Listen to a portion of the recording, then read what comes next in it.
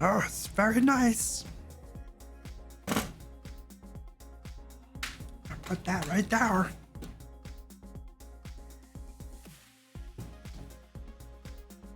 Hello? Hello, Penguin Butt. How are you? Hello, Ed. How's it going?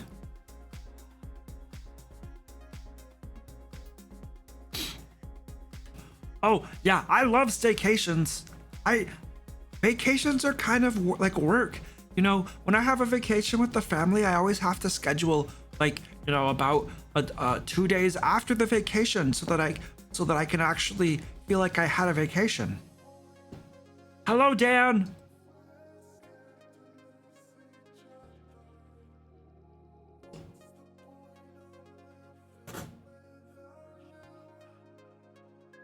Oh, that's right.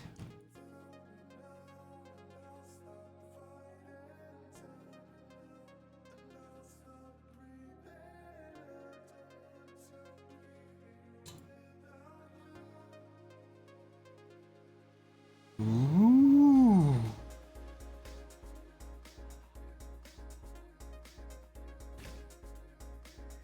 What is that? Napoleon Dynamite? I rejected that! I rejected that a while ago! You can't just come in and do the same thing again! Leonard, hello, how are you? Why did you miss them? I was lonely. I told you to redo it? I would never tell you that. I do not dance. I kill dancers with my axe. Ooh, hey, look at that, everybody. We're live. We're live now. That's very comforting. We're streaming, apparently, according to Stream Elements. And with a name like Stream Elements, I'm gonna be totally honest, they should really know that we're streaming. A barbarian? Those are outlawed. Oh, you're in Europe. Where's Europe? I live here. Where do you live?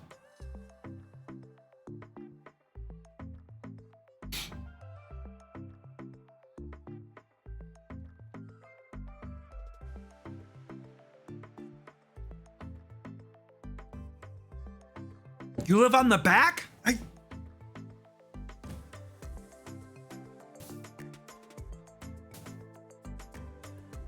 I don't think you're being truthful. I'm not calling you a liar. I just don't think you're telling the truth. Did you know that a long time ago, calling people a liar was a good way to get yourself killed? They would fight duels over calling people liars. It was a very, very serious aggression because back then people's word meant something. Nowadays you have to have contracts and lawyers to make people's word mean something. It's a very sad time for us.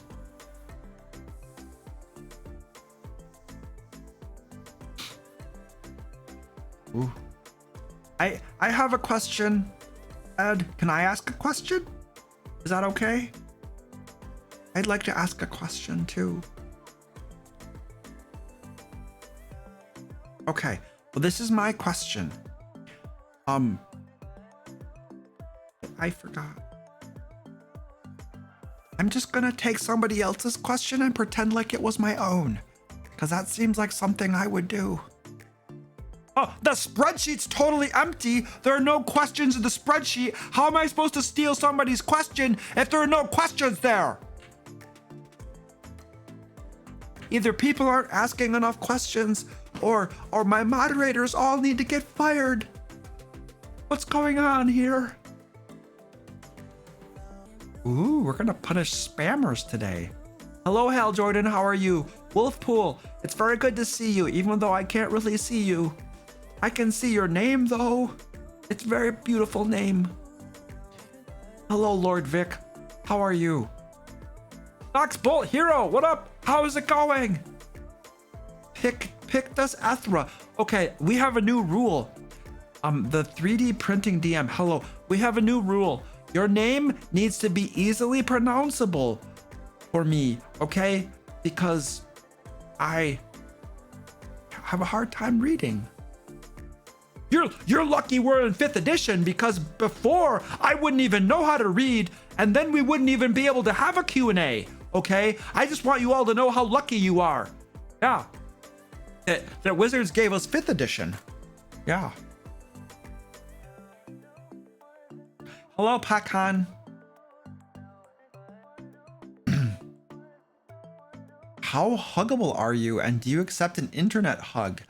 Well, only if you wash your No, don't wash your hands. You know what? Give me a big dirty hug with this is what I want you to do. I will totally accept an internet hug. I want you to get some barbecue ribs, and I want you to eat a whole rack of barbecue ribs and get barbecue sauce and rib juice all over your fingers and your arms. I want you to dip your arms in barbecue sauce and rib juice and then give me a big hug. That would be the world's best hug, and I would love you forever. Yeah.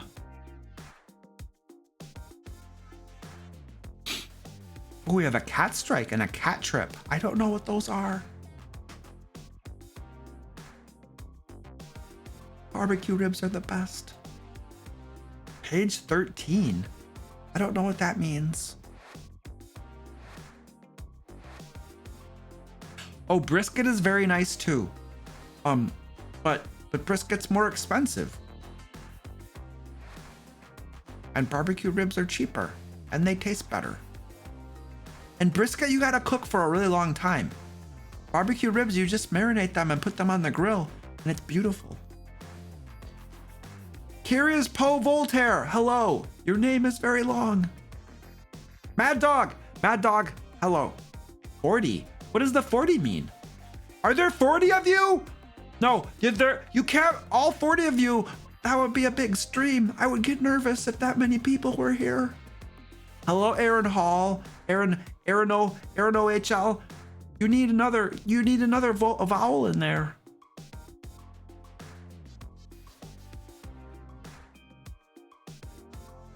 Jupiter. Hello. A stew. I love stews. Hello, Game Raider girl. How are you doing? It's good to see you here. Hi. I'm special. Struck.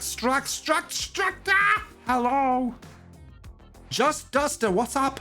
Blue Comet. Hello, Blue Comet. Fred, you said that the last time, and you know what? Guess what, Fred? Just like every time, you're wrong. I'm very good. Yeah. Snapdragger, what's up, buddy? How you doing?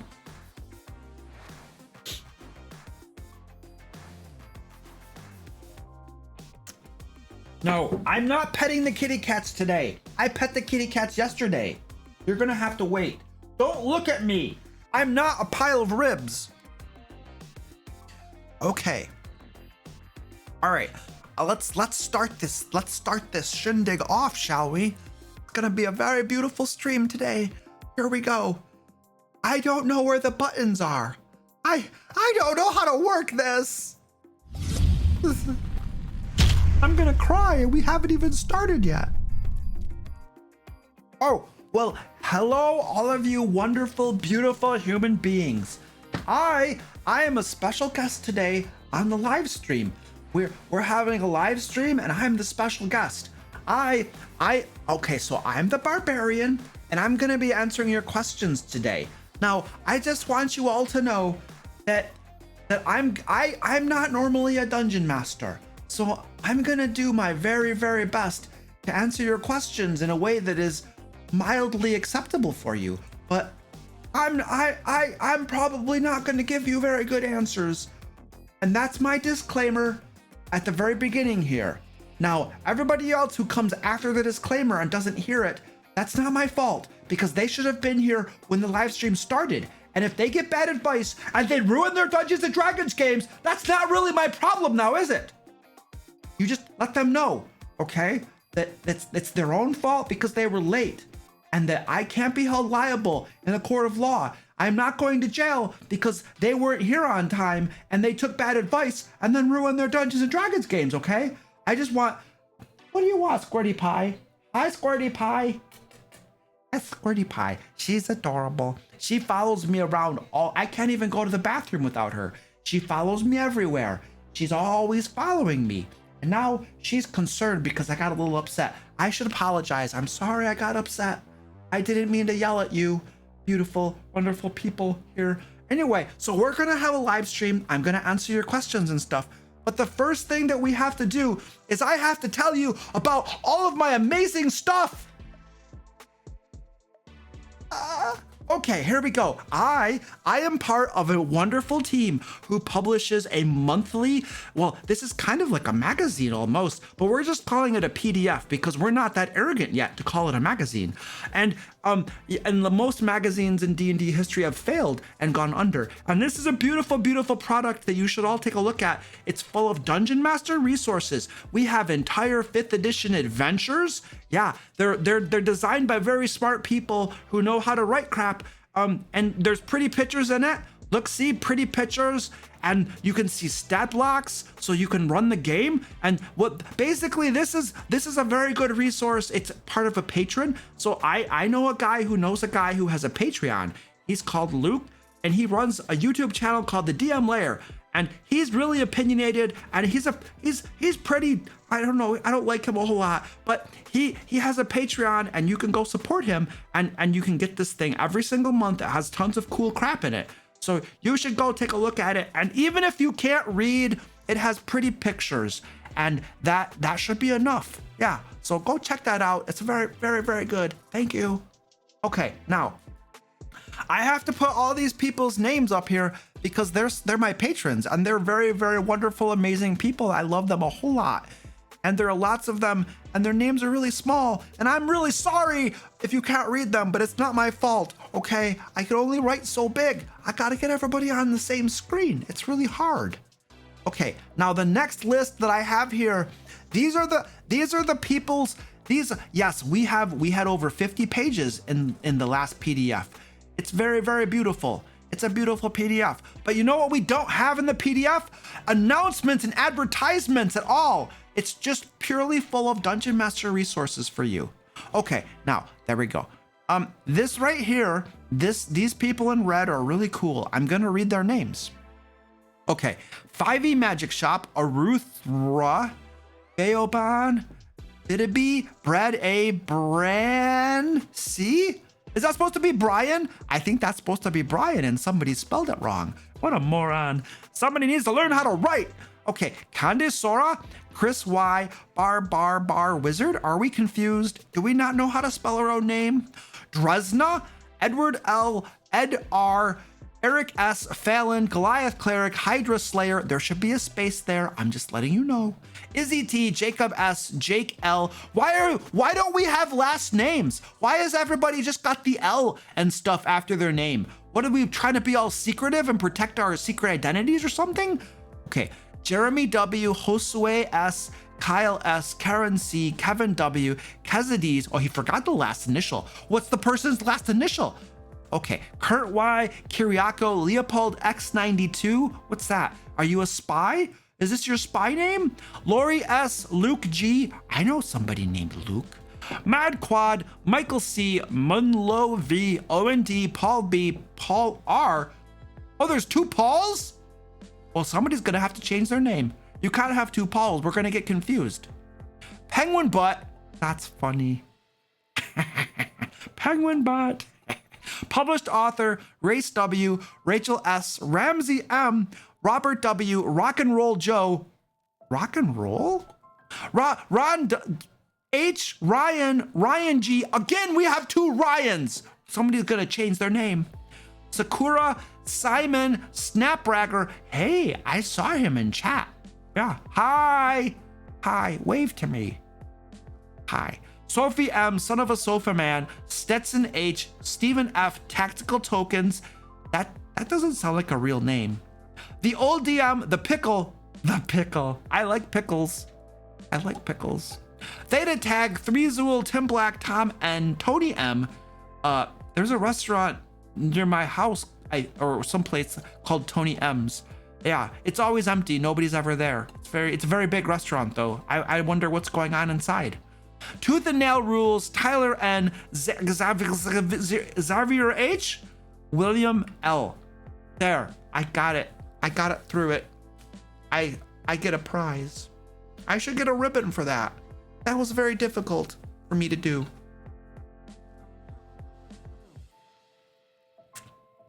Okay. No, Death Ray Chicken Nuggets, you're not a spy. Your name is very nice though. I like your name. The Brimstoner, your name looks familiar. You have a weird little lizard in front of your name. How did you get that lizard? Hey, Penguin Butt, why does he have a lizard? Where did he get that lizard? Can woodchucks chuck wood? Yeah, this is itchy. I want to itch it. There's no pickle jars. Okay, here we go. I have a questions over here. I'm going to answer people's questions. What do you think of puzzles where they are timed in real time and each minute they take damage? Holy crap, that's a great way to TPK a party. That's yeah. Each minute they take damage? How much damage a minute? Do you know how long it takes a party to solve a puzzle? Like in real time? It can take 20 minutes or longer to solve a puzzle. It really just depends on how many barbarians you have in your party. Yeah, they're probably gonna be dead. Yeah, they're gonna die. I think you could probably do something like that. But your players are gonna have to be smarter than I am. Otherwise they're all gonna end up dead. And you know, the other thing too about that is, you know, puzzles are very hard. They're confusing. So I think you could probably do it, but it's really hard and they're probably all gonna die. Unless it's a really easy puzzle, but then what's the point, right? You want their heads to explode. What's my favorite weapon to use?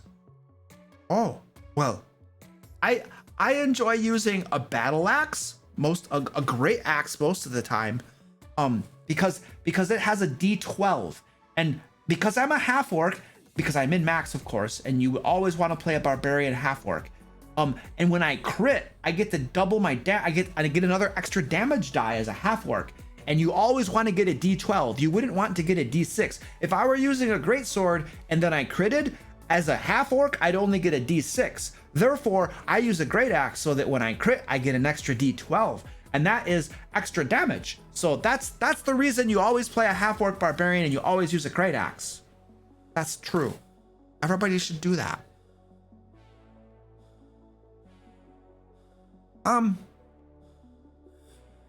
Can my great old one warlock communicate via awakened mind in a silence spell? Oh, I don't know. We should go see what a great old one warlock says.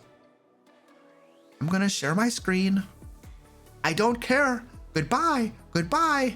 I love how they put that little announcement over the search bar, so I have to dismiss it.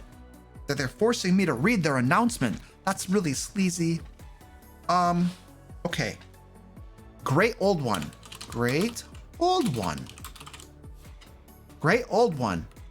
Come on, this is Dungeons and Dragons. There we go.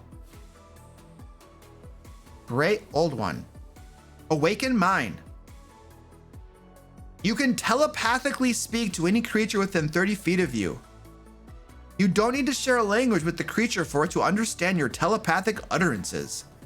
But the creature must be able to understand at least one language. And the question was basically in a silence spell. Well, I'm pretty sure that when you're silenced, you can't understand any languages, can you? Because if somebody were to speak to you in a language, you know what you would hear? You wouldn't hear anything. So therefore, because you are in a silence spell and you can't understand other languages because everything is quiet, you would not be able to use Awakened Mind because the rules are not satisfied for using it. Yeah. I would say that that's probably how I would rule if I were a dungeon master. But there's a good reason I'm not a dungeon master. So I have a pretty good, I have a feeling that if my dungeon master were here, he would absolutely let you do that because it's a telepathic ability. And you should always be able to use telepathic abilities when silenced. I'm pretty sure that's a rule somewhere. Okay.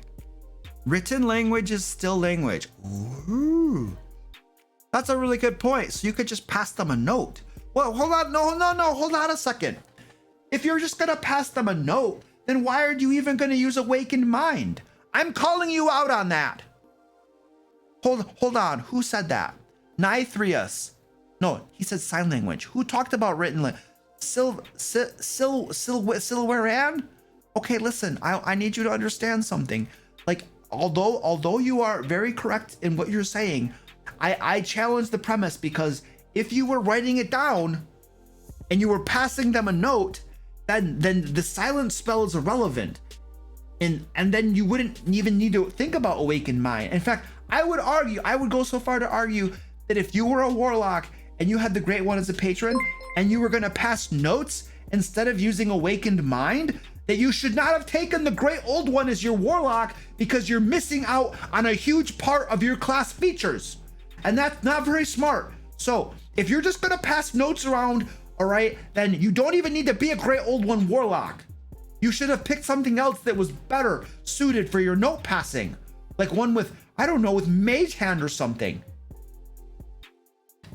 Jeez, these are hard questions. This is very hard. Nixit says, do you like me? Yes or no? Yes. That was the easiest question so far. Can we get more easy questions like Nixit's question? I'm starting to get a headache already. These questions are really hard. Oh, by the way, Jandrew Waring, thank you for the tier 1. I really appreciate that. I know that Twitch gets half of that money, but you're helping them to create a streaming platform that's not very good for creators, and they should get better at what they do, because Twitch is horrible. But anyway, let's keep on going here. The starter DM, hello, thank you for subscribing at tier 1. Hello, appreciate that. Okay. What are your thoughts on weapons in D&D 5th edition? Now, this is a very stimulating question. I like weapons in D&D 5th edition. I would go so far as to say that most of the rules talk about combat and using weapons or magic sometimes. So I think that weapons are very important in the game. In fact, I think that most of the classes that you might play as a wonderful player, if you didn't have any weapons, then you wouldn't be able to do a whole lot. There's a lot of things you wouldn't even be able to do. And a lot of your class features would be pretty much irrelevant without weapons. So I feel that weapons are a very good part of the game. They are a core part of the game, I would go so far as to say. And I don't think anybody should mess with the weapons in 5th edition, because if you take them out, then what are you gonna do? Like, I'm sorry, you know, yes, I used to be a sage. That's my background. But after I fell out of the wizard's tower and hit my head, I am just no longer able to learn magic. So if you take away my weapons, then I'm pretty much gonna be useless. I'm just gonna be a big fat sack of hit points. I'm gonna rage and suck up damage, but I'm not gonna be able to hit anything. And I'm gonna be honest with you, when I'm playing a game and I'm not able to actually do anything, it's kind of boring for me. And so I would rather have my weapon.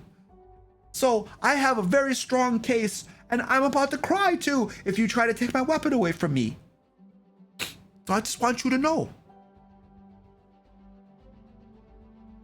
Oh, there's more to the question. Oh, he had a multi-part question. Okay, so I have answered the first part of your question.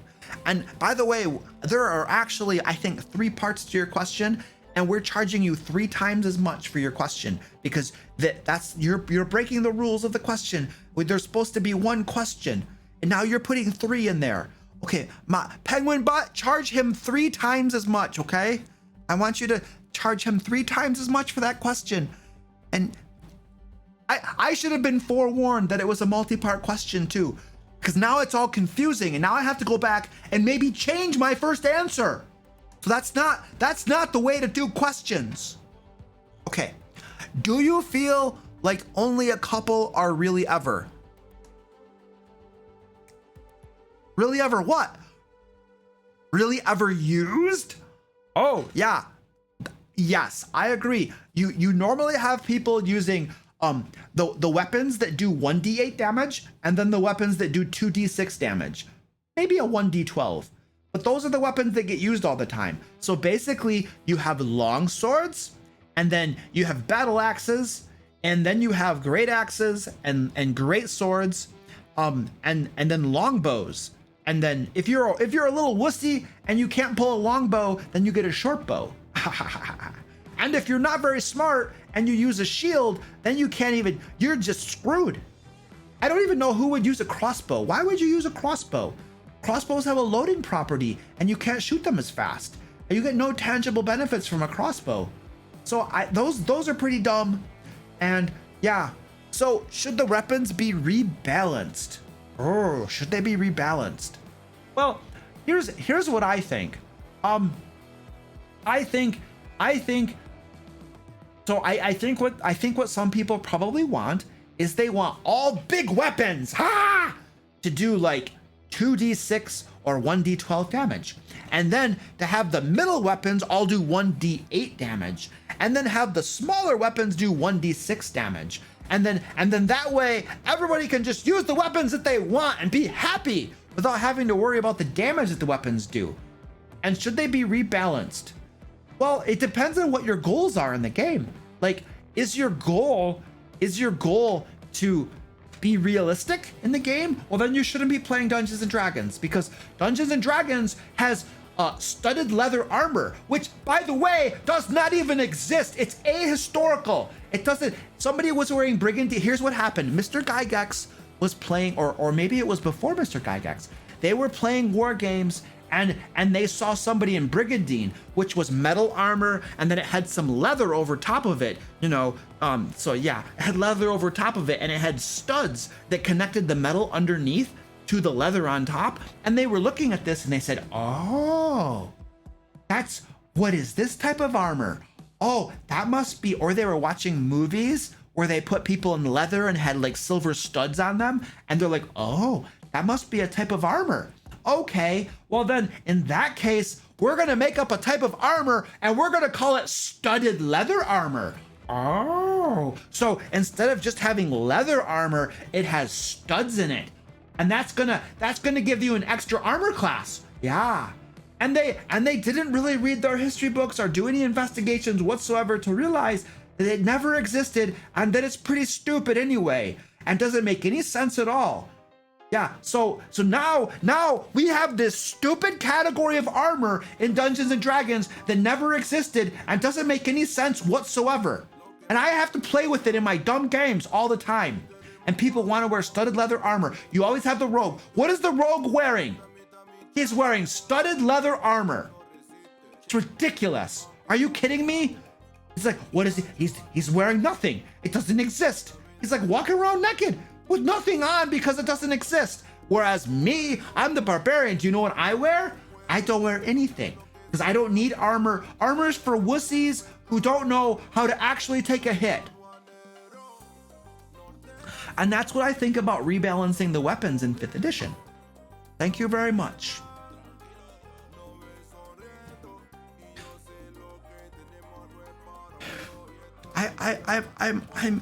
I'm getting very worked up. I need to calm down.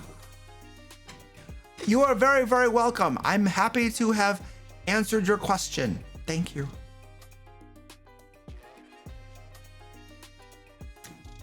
My mommy cat wants it. Look at mommy cat. She's adorable. She's my favorite kitty cat.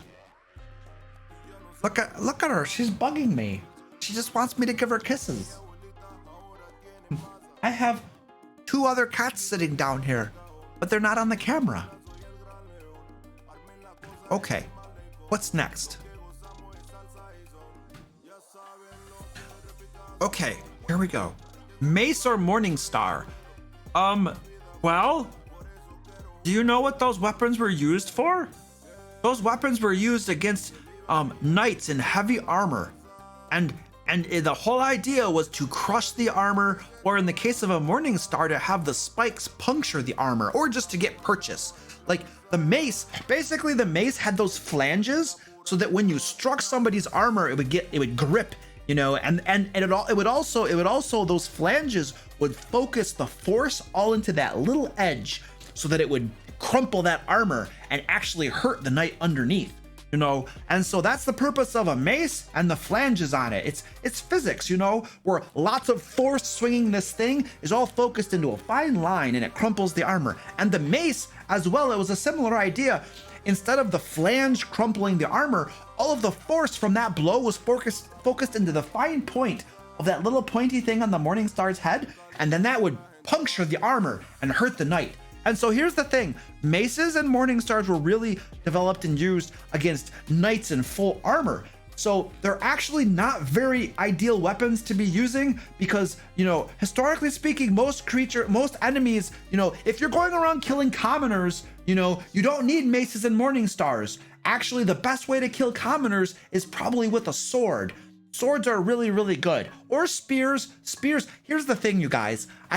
The problem with spears in 5th edition or in D&D as a whole is they always get screwed over because the spear is one of the most beautiful weapons ever created in all of history. It is inexpensive to make. It is mostly made out of wood, and the end has a little tiny bit of metal, or it could even sharpen the end of that wood.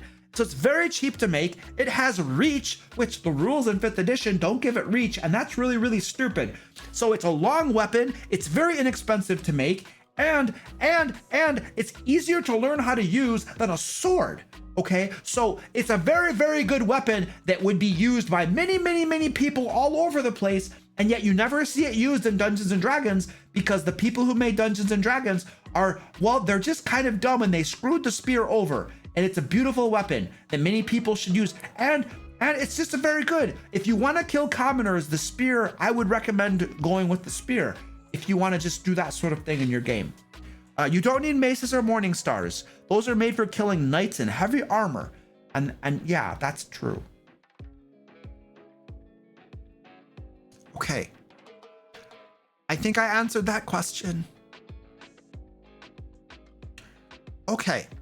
Leonard TB. I want to ask a question. What does TB stand for? To be. Well, you're gonna have to go to bed soon, sir, because you live on the back, and the sun has set on the back.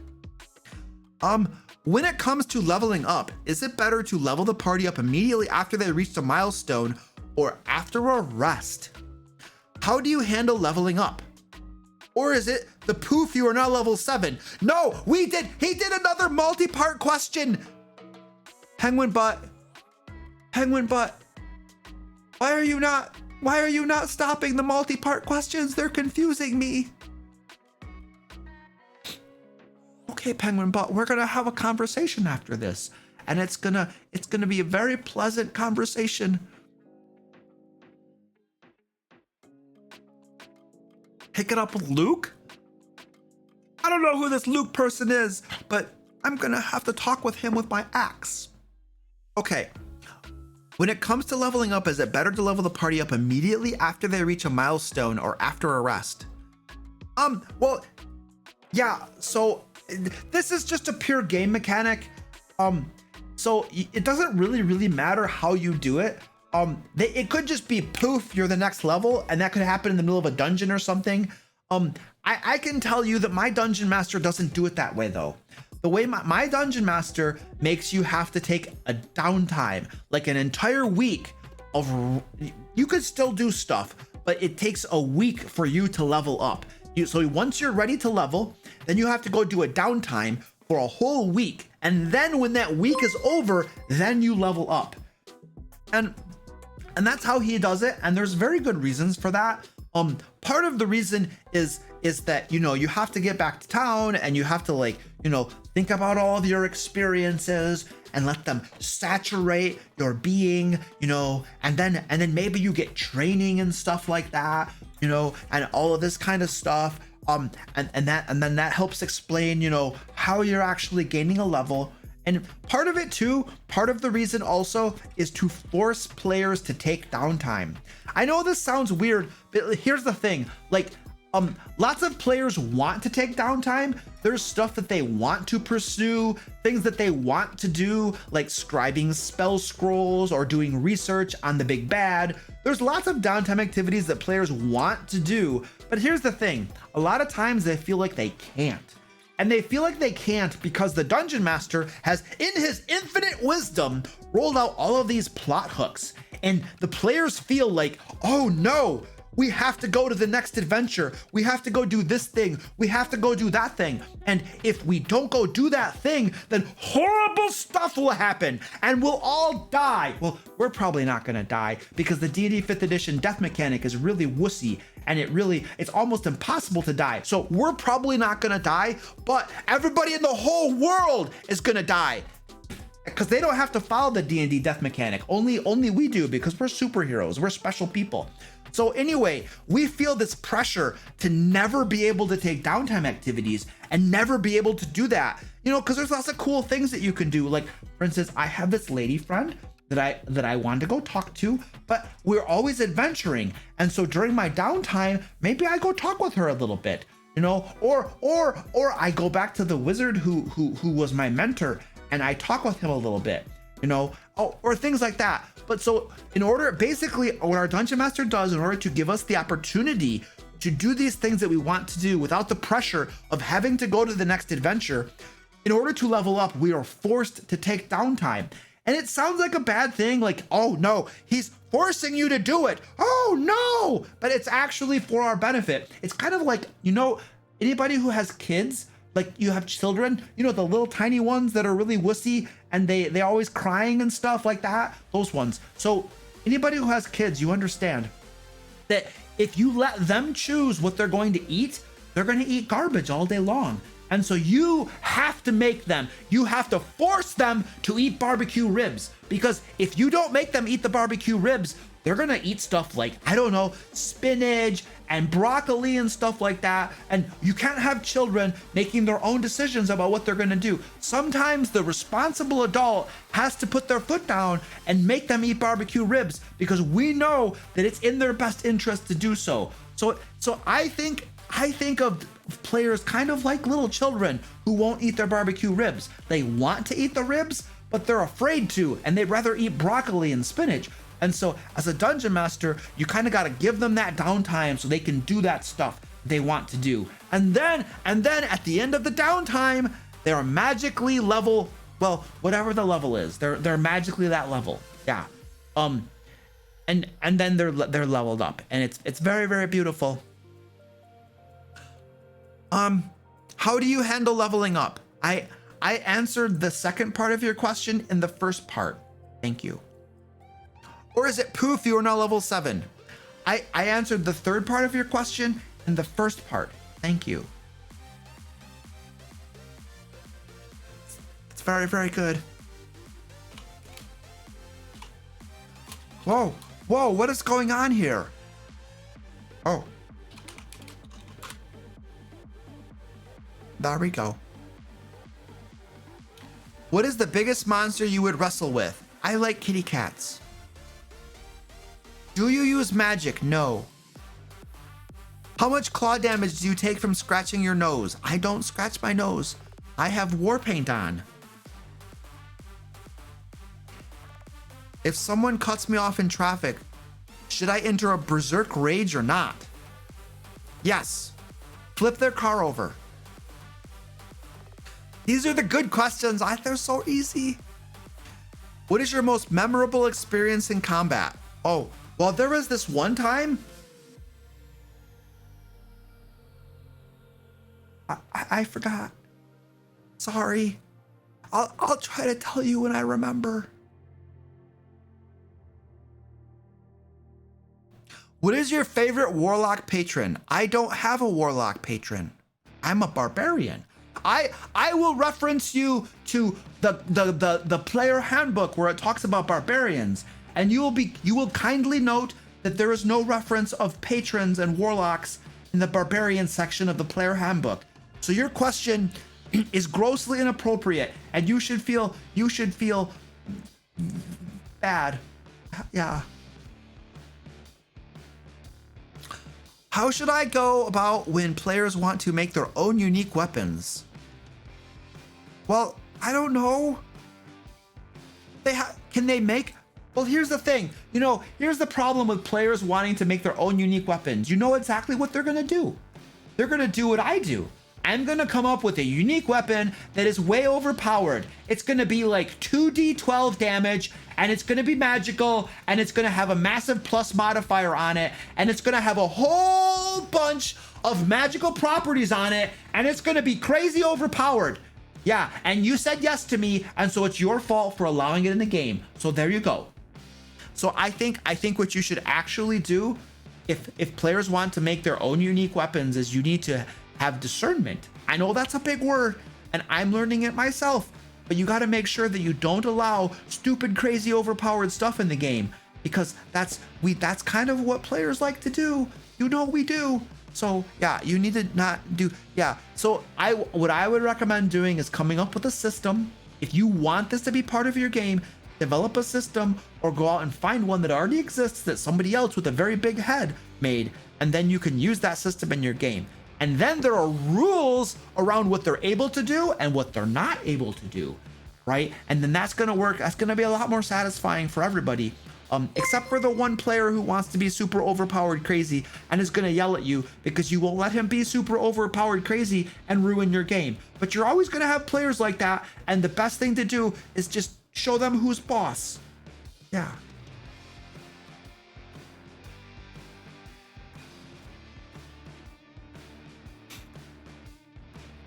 Which of the two board games that you have on display do you prefer, and why?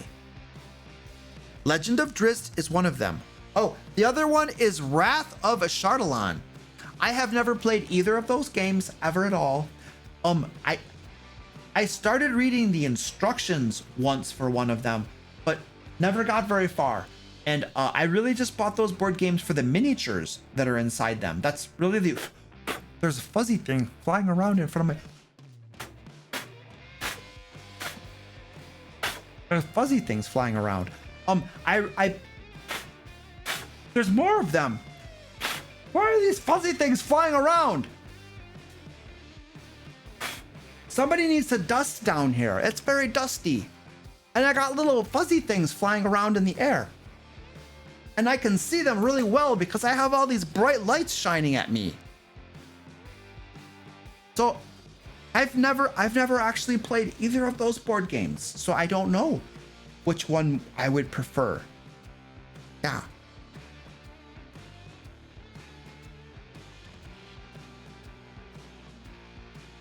Okay. Coffee and cats. Ooh. Barbarian, do you like pizza? Yes. What is your favorite color? Blue. What is your opinion on your other party members? The rogue is a very, very bad person. The fighter, all the fighter does is agree with everybody else. And the wizard thinks he's very smart, and he's not.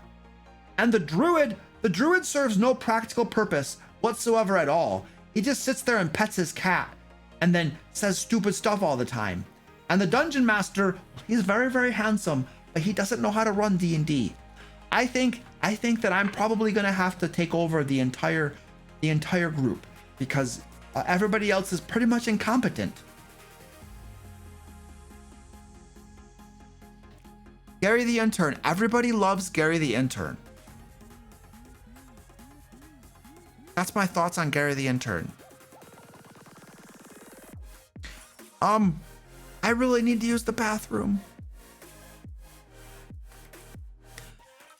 We're gonna do a cat strike because I need to use the bathroom really, really bad. And I need more coffee too. This is what we're gonna do right now. Whoa. Do you want snacks, kitty cats? Do you want snacks? I think they want snacks.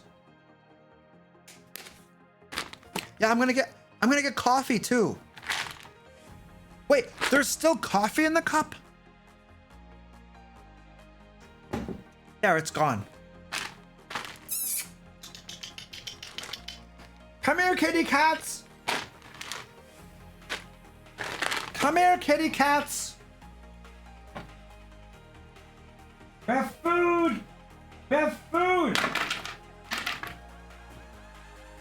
There, I gave them food, and I'm gonna be right back. I'll be right back. I really gotta go.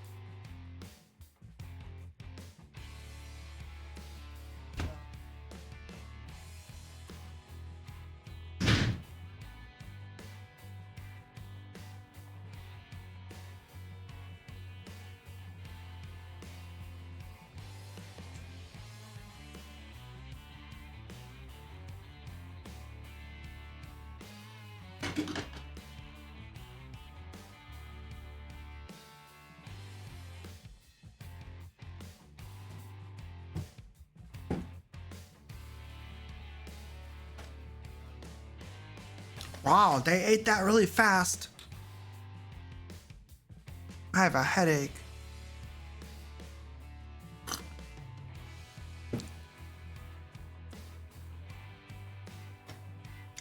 Nat Barrick, thank you for the tier 1. I appreciate that.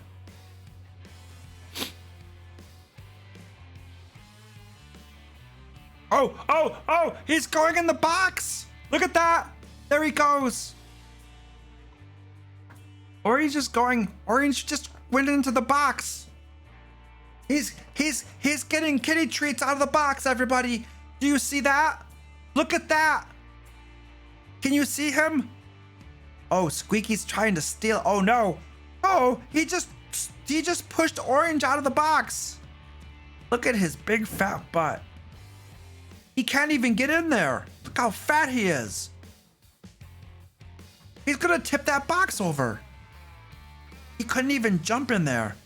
He had to slowly climb in because look how big he is. He doesn't even need those kitty treats, and he just stole them from Orange. That's not very nice. Wow, he needs to go on a diet. Squeaky, he eats too much. That's not very nice. He just stole the snacks from Orange.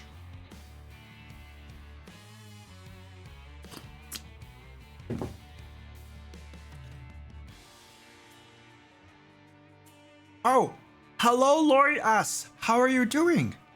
It's very good to see you here. Okay, that's enough of Squeaky. He's a bad kitty. He just stole people's snacks. Okay, so another question we have here. I'm going to start using Piety from Mythic Odysseys of Theros. I don't know what that is.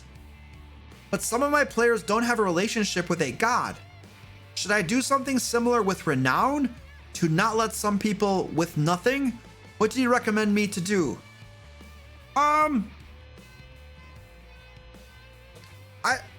Look, here's the thing. You don't have to be a cleric or a paladin to have like a relationship with a deity, okay? So you could introduce the Piety system, and it might only benefit people who have a relationship with a deity. I don't see any problem at all with that. Now, you did bring up a really good point that some people might feel left out or something. Well, I mean, you could have other mechanics that would help them or something if you wanted to come up with something. I don't think there's anything wrong with introducing a mechanic like Piety that would only benefit those who like have deities and stuff like that. I don't see any problem with that at all. And yeah, I don't think there's anything wrong with that. You know, if you want to do that. And if they want to participate in that system, well, then they can just go pick a deity, and they could be a barbarian with a deity, and they could participate in that system. So it's really their choice whether they want to do it or not. And I don't think you should feel bad if some of them just don't get to do it or not. I mean, I don't get to cast magic spells, and you don't see me crying, do you? No, because I decided to be a barbarian, and I knew what that meant, that I would have no magic spells. So I don't go around crying when the wizard casts all of his cool stuff. Now, do I? No, I don't. I don't go around crying when he overshadows everybody else and makes me feel small. I don't hold that against him at all. Goliath Cleric, thank you for the tier 1. I appreciate that. Pepper's Magic, hello, thank you for the tier 1 too. I came here for DM tips. I stayed for the barbarian. Well, thank you very much. I hate to tell you this, but I'm not here very often, so you probably should ask for a refund.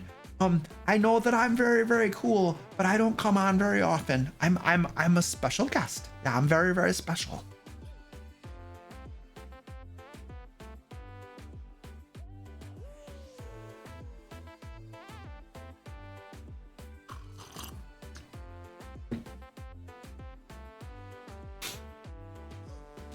What color tastes best?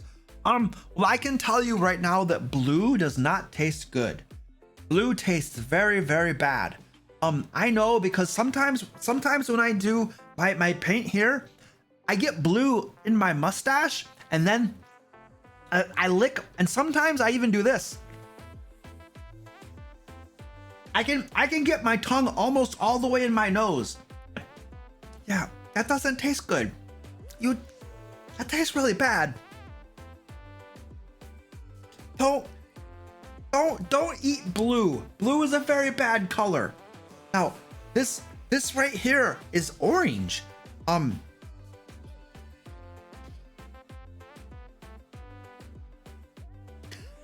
That tastes a lot better. I think orange tastes pretty good as far as colors go.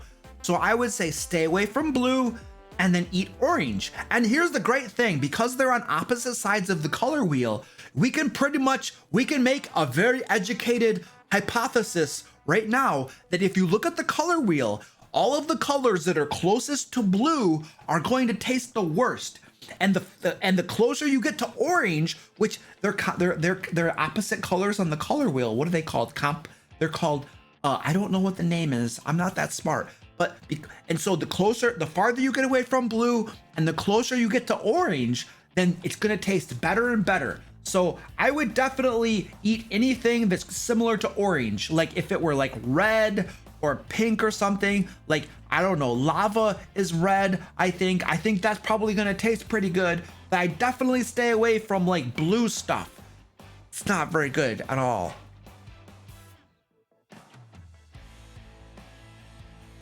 Where was that question?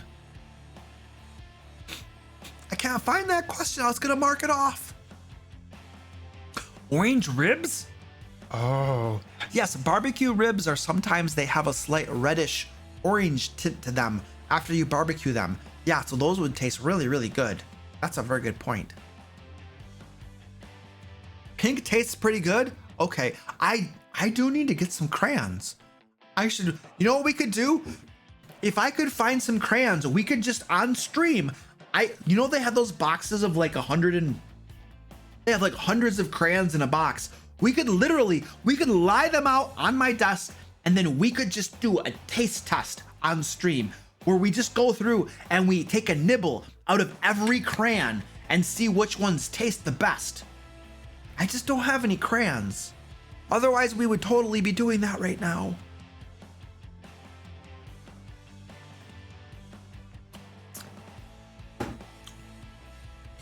Okay. What does it look like when you rage? It is very, very terrifying. My party constantly just uses fireball in combat. Welcome to Dungeons and Dragons. It is a very wonderful game. And the more you play, the more you're going to see that every party everywhere uses fireball all the time. And do you know why every wizard casts fireball? Because it is one of the best spells in the entire game. It does more damage than 5th level spells. Even if you look at a level spell like Cone of Cold, fireball pretty much does more damage, and it's a better spell. So every group everywhere is going to use fireball. That's why you have to put innocent bystanders all over the place. Like everywhere there has to be little bunny rabbits and kitty cats so that the players are afraid to cast fireball.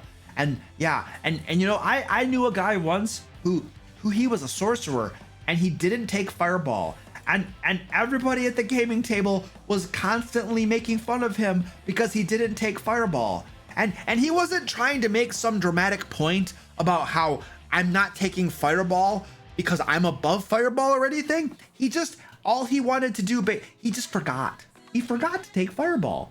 And so for an entire level, he didn't have the fireball spell. And we were constantly running into situations where it would have been very, very, very useful to have fireball, and he didn't have it. And so we were making sideways comments at him all the time. Oh, gee, it wouldn't, you know what would be a great spell to have right now? Fireball. And we were always making fun of him. And it was beautiful. I think we made him cry at least 3 times. But you know what? The next time he leveled up, do you know what spell he took? He took fireball. Yeah. Oh, I don't think I got to your question. I got sidetracked. But welcome to Dungeons and Dragons anyway. So, I pitted them against enemies that were immune to fire damage. Oh. My players complained this was unfair and nerfed their characters. Do you agree? You know what? I think you should give you should give each of your players a big box of Kleenex because they're going to need it. Boo-hoo. Oh, come on, really? Okay, so you fight a red dragon and I'm nerfing your players? Boo-hoo! Go cry me a river, big babies. No, that's not nerfing your characters. It's called having an adventure where enemies are immune to fire. It's like an Azir, a fire elemental, a salamander, a fire snake, a red dragon. Okay, so now I can't create any creatures that are immune to your special fireball? Okay, that sounds like you guys are all just big whine babies and crybabies. You should stop crying and learn to use something besides fireball. Now, all of that said, if you start having every single creature everywhere immune to fire just because, then yes, you are a big fat jerk and you shouldn't be doing that. So, if it thematically makes sense for creatures in an adventure to be immune to fire, well then yes, that's life and that's just the way it is. But if you're just randomly making everything immune to fire because you want to prove a point and you're sick of fireball, well, that's a little lame. So I would not approve of that either. So I have 2 opinions on that right there. I don't know. If I offended you, I'm sorry. But I'm a very offensive person.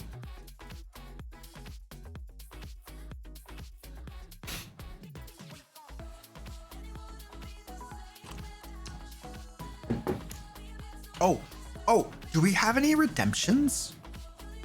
I have to go look. I wasn't really paying attention.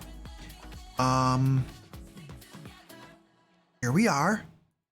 Oh, it disappeared on me. There it is. Okay, I did the cat strike. I already called in the cat strike, so that's done. Make Luke dance on stream. Ooh. Napoleon Dynamite. That sounds like fun. I'm not gonna do that. Okay. Barbarian, do you like elves? I once knew an elf who was very, very pretty. And she was mean to me. So now I kill all elves everywhere. Whenever I see them, they all die.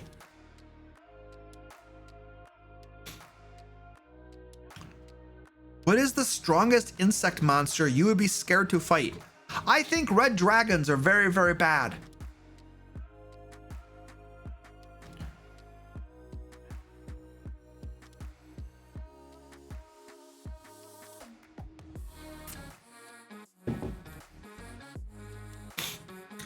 Why is a barbarian brutal critical only 1 extra die?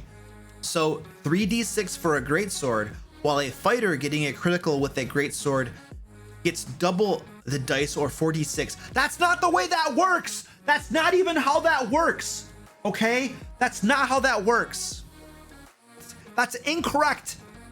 Okay? Interpretation of the rules. The way that it works, I'm gonna explain this. Okay, I'm sorry if I yelled at you. But this is how it works, okay? So basically, as a barbarian, I have 2d6 damage. When I crit, I do 4d6, and then because of brutal critical, I do 5d6. Aha. And if I'm a half orc, guess what? I add another one, and it becomes 6d6. That's the way that rule works. Thank you very much. I'm happy to help. And I apologize that I called you, I was mean to you. I just can't, I can't help it. An elf necromancer? Oh, I would have to kill that character.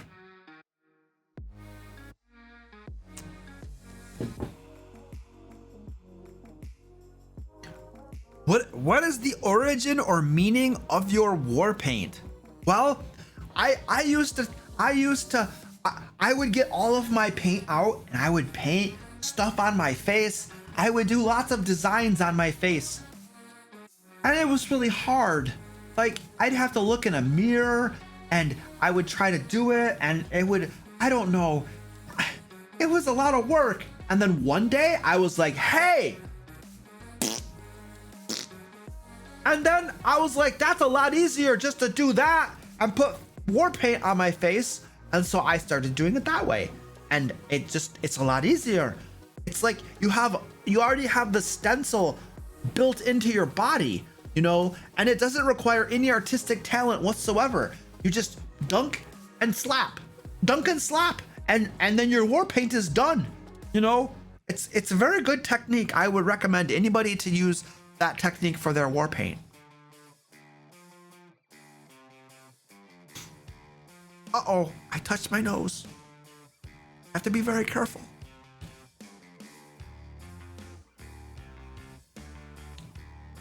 Is there a story behind your very cool war paint? How you chose it and the color? I think I just answered that same question almost, but it was phrased in a different way.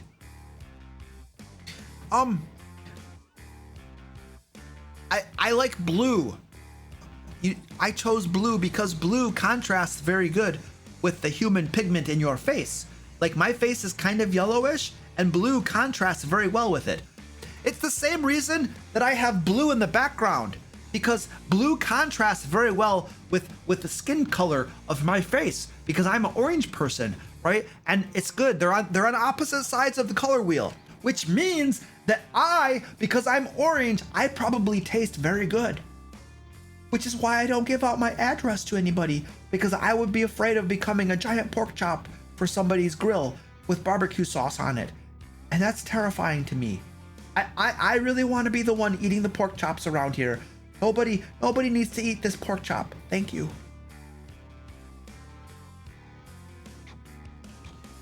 In your next adventure creation stream, can you make one for 2 to 3 players, not counting the DM? I'm sorry, I won't be doing that.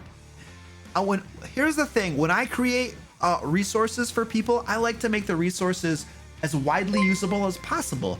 And I feel like many groups tend to gravitate around 4 players or maybe a few more. And so I want the things that I create to be most accessible to the most amount of people. And I'm gonna be totally honest, tweaking something down a little bit for a couple players is not that challenging, you know. And I have a video, I know a guy who made a video about adjusting adventures for different numbers of players, and he explains the entire process of it, and it's not that complicated, you know. So I think Thank you for the suggestion. I think you'll be okay though.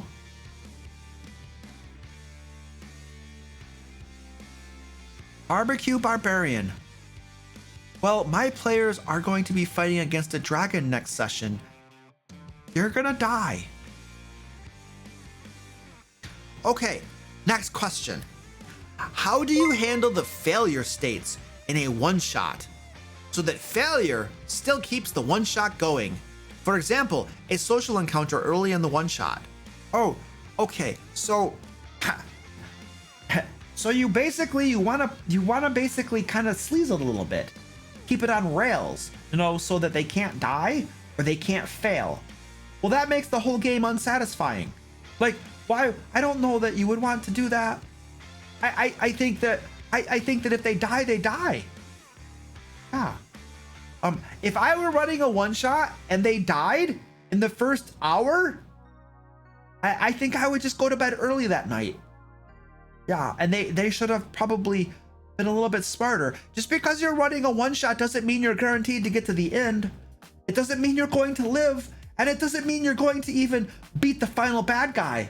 Like, if you all die in a blaze of glory, well then I will be happy to have given you that blaze.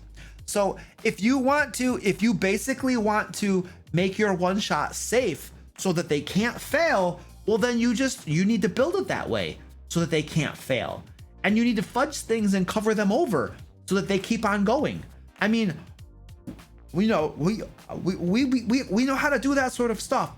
It's kind of like writing a book where you decide what's going to happen in advance, and the player's decisions and the roll of the dice don't matter at all in the game, and so we could just do that, but I would prefer not to do that. Yeah, I think that if they fail, they fail, and they would have had a longer one shot if they had played better and made more intelligent decisions, perhaps. So that's my opinion. This is why I'm not a dungeon master.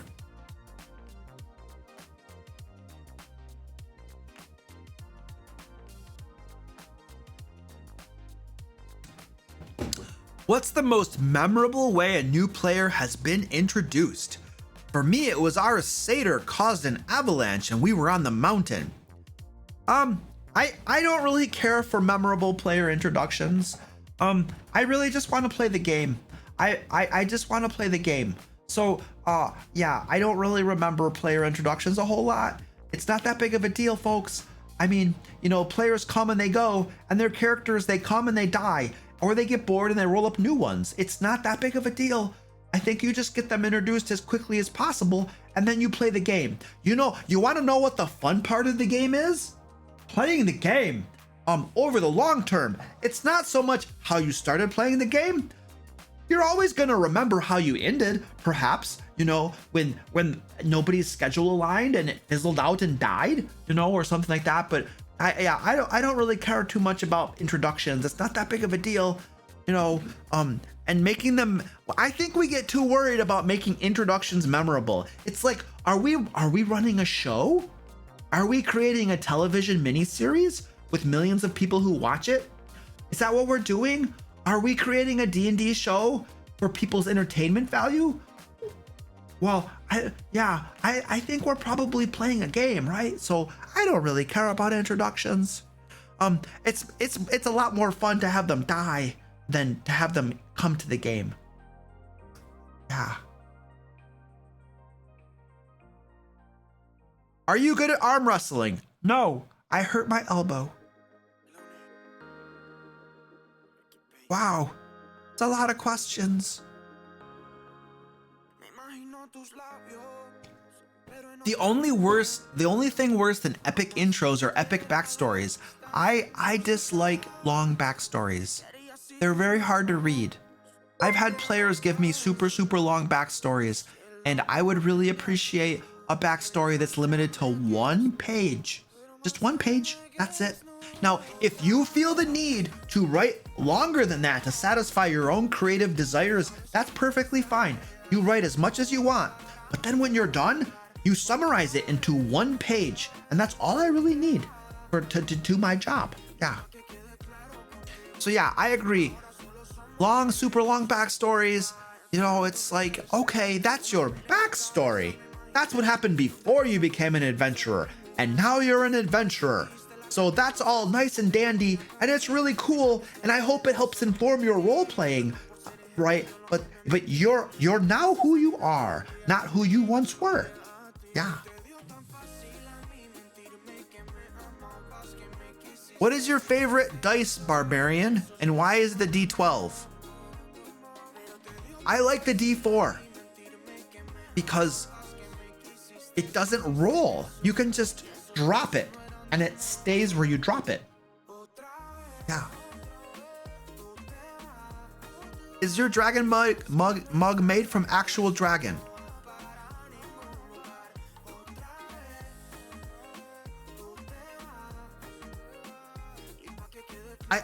I think it is. It has red eyes. I think yes, actual dragon.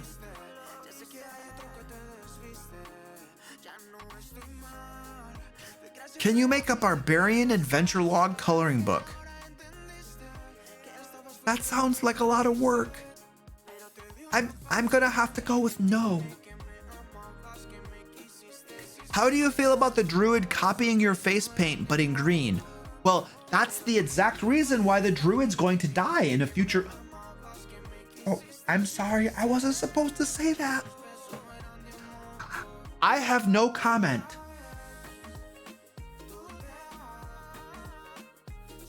Fat cat doesn't die, by the way.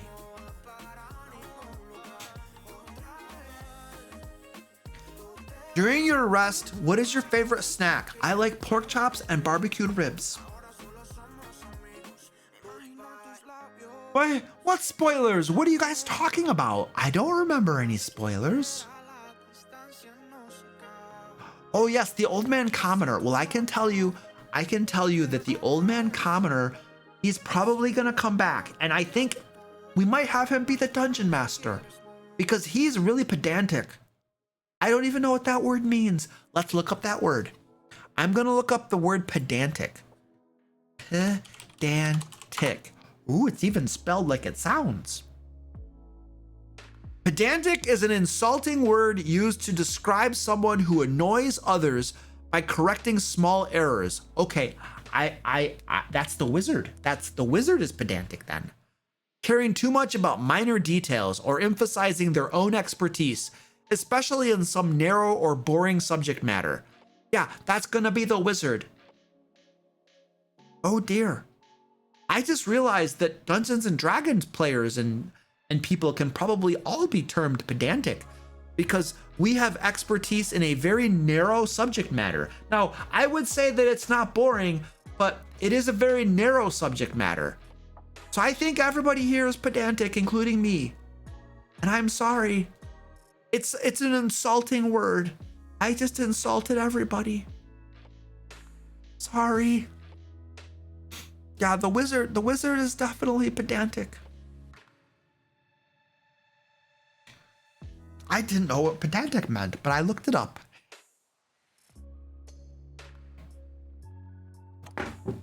Okay. The executioner asked a long question. I'm gonna have to read this. I recently started a game with me as the dungeon master. I'm your dungeon master. Okay. We are a couple sessions in, and everyone is really enjoying the campaign. I would stop now before they start not liking the campaign. Okay, you always want to end on a high note. So if you start a campaign and everybody seems to be enjoying themselves, cancel right away. You cancel the campaign, you cancel the game, you come up with an excuse, you pretend like you got a new job and it has a different work schedule. Yeah. Pretend that your schedule changed and it's hard for you to run the game. Yeah, and then you just cancel it and don't run the game, and then everybody remembers you as the world's most amazing dungeon master. And oh, it's very sad. He had to get a new job and then he had to cancel the game and it was very bad, but he was such a good dungeon master, and they will be telling stories about you for years to come about how awesome you were. Okay, and that's probably your ideal situation right there. All right, the rest of your question. Everybody is really enjoying the campaign, but I recently started a new job. Oh, well then I think this is looking very promising. And now we can't play on the original time anymore. This is looking very, very good. We have now decided to postpone the campaign until I have time again. This is all playing exactly into your master plan. I don't think you realize how blessed you are and how well this is turning out for you. This is very, very good. So you should feel very good about yourself so far. I'm gonna finish your question and see what our final determination is. But now I would like to ask if you have some advice to keep the hype going and keep people interested until we can start again. Well, you just broke their hearts. And now you want to comfort them? I don't think that works that way. I think that if you're going to break their hearts in the hope of keeping the facade of you being an amazing dungeon master going for years to come, then you have to sleep in the bed that you cake with the frosting. You can't do both. If you put frosting in your bed, you have to sleep in it. So I don't know how you keep the hype going, sir. And honestly, how long are you gonna keep the hype going? Like, how long are you gonna you have a new job? You could have that job for years, and you're just gonna artificially keep the hype going? I don't know. That seems disingenuous, or something. Like, or it seems like a lot of work. I don't know that I would keep the hype going. You know what I would do? I'm gonna tell you what I would do. This is what the barbarian would do. I would schedule a new time that I could actually run the game in. Yeah, whatever time that happens to be. And if some of the players can't play, well, okay, I'm sorry, you can't play. But you know what? This is when I can actually run the game. And so anybody who can come play is welcome to play. And if the couple of you can't, I'm really, really sorry, but I want to play the game and they want to play the game, and this is all we can do. What are you gonna do? Are you just gonna not play for years until you get fired?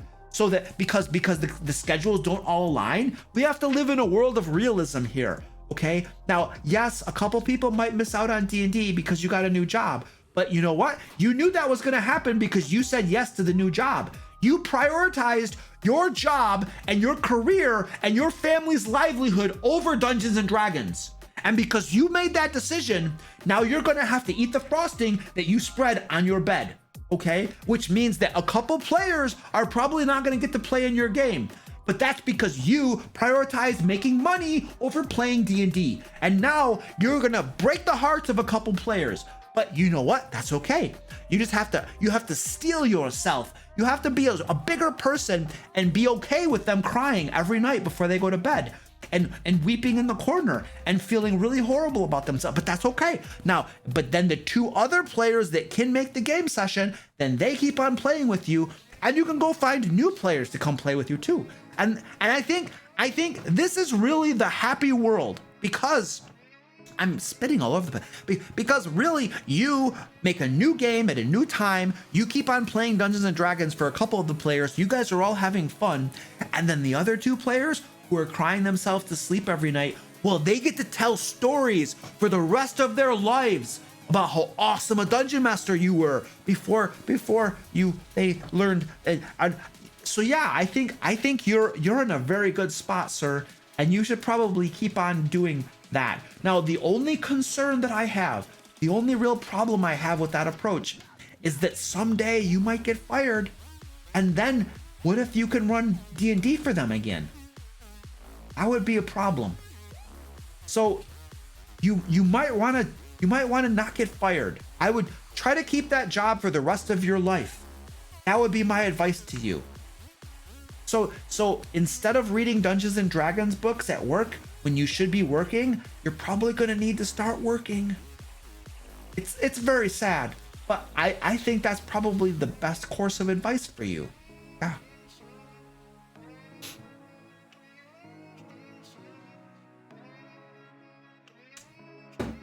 All right. That was very good. Oh, well, thank you for the timestamp. I appreciate that. My moderators are very lovely. I love them. especially Dan Bear. He has a very beautiful name. Dan. It's a special name. There aren't a whole lot of people in the world named Dan. You know, I could do a Google search right now, and it would come up as Dan. That's all it would say. Take a name like Penguin Butt. Everybody's named Penguin Butt.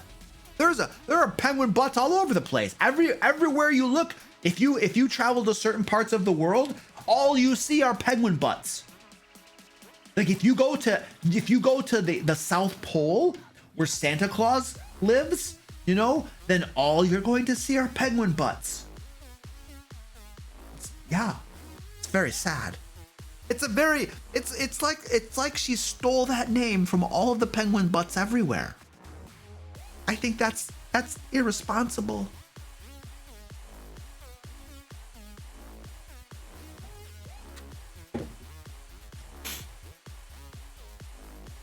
Oh, I'm running out of questions. This is very sad. If you could attack bad guys with pie, what pie would you use? Lori!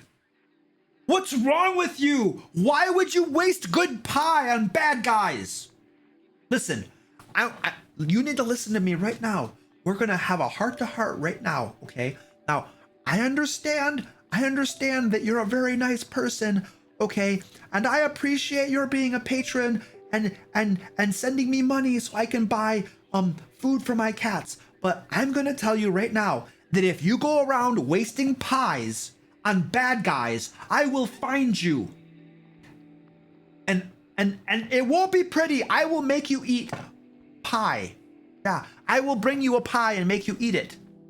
Yeah, so don't waste good pies on bad guys. It's not appropriate.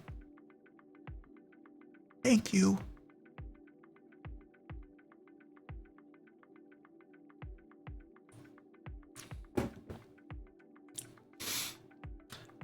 Barbarian, have you flexed upon your enemies before? I think that, you know, showing how awesome you are before your enemies, before you kill them, is probably not a very respectful thing to do. I would not do that. Oh, well, look at this. Look who's here. Tiffany finally decided to come hang out with us. Well, thank you very much, Tiffany. We are 1 hour and 24 minutes into the live stream, and you finally decided to come hang out with us. Thank you very much. Oh, I suppose you were probably playing Dungeons and Dragons or something, and you think that's more important than hanging out with the barbarian. Okay, fine. I understand where our relationship stands then, and I will not forget this. By the way, I hope you killed all your players. Good job. Goliath Cleric, thank you so much for gifting a tier 1 sub.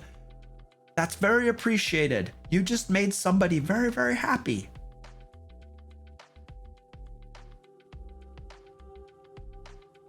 Ooh.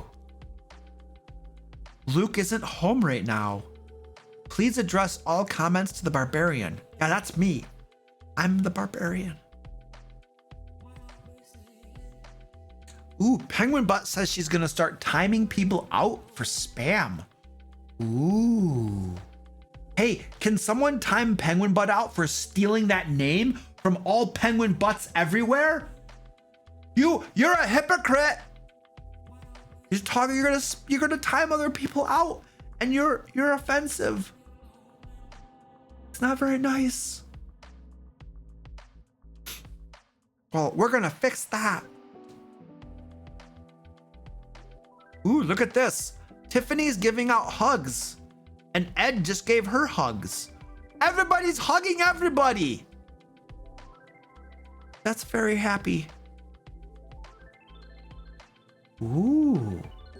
Goliath Cleric is gonna do it on another channel that he's a mod for. Oh.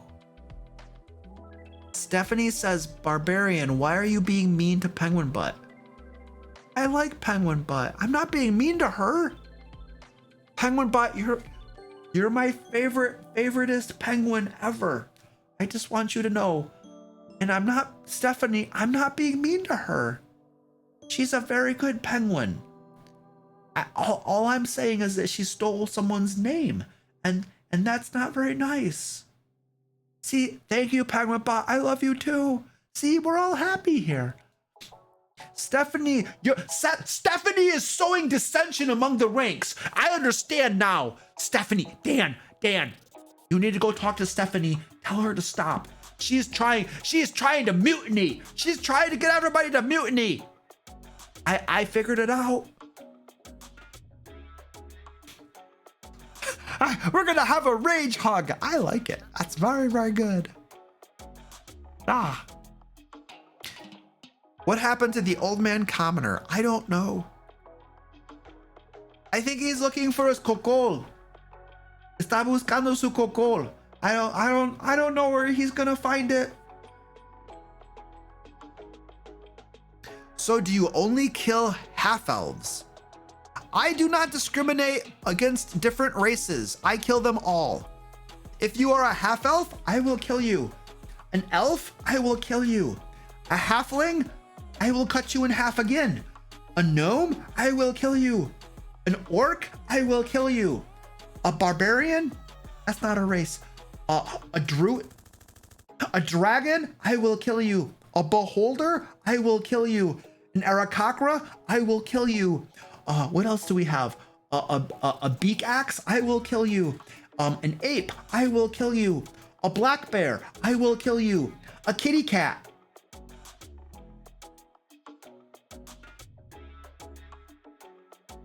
Okay, we're done with this. I'm not gonna do it. I can't kill a kitty cat. It's not very nice. Okay, I am a very bad person and I do discriminate against races. I love kitty cats and I will never kill one. And you could not convince me otherwise. And that is the hill I'm going to die on. Yeah.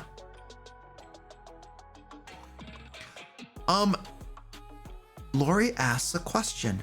Would you attack the big boss if he was holding a box of kittens? No. You need to take the box away from him first. And here's the thing. I would use speak with animal on the kittens.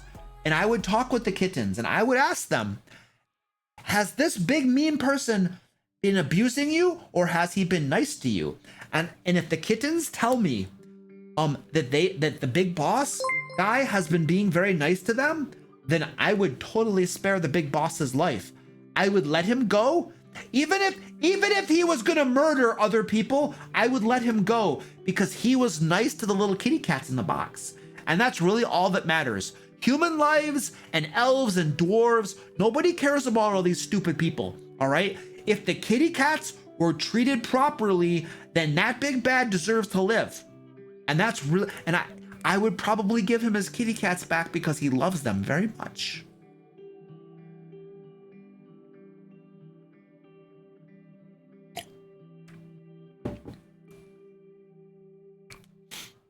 What if he wasn't nice to puppies though? I mean, who cares about puppies when you have kitty cats? Do you know what dogs do? Do you want to know what dogs do? They bark. They bark all the time and they won't shut up. They won't stop barking. And then when they poop on your floor, it's a big, huge mess. And then you can't even go on vacation either because the dogs are bad. Yeah. So kitty cats are very nice.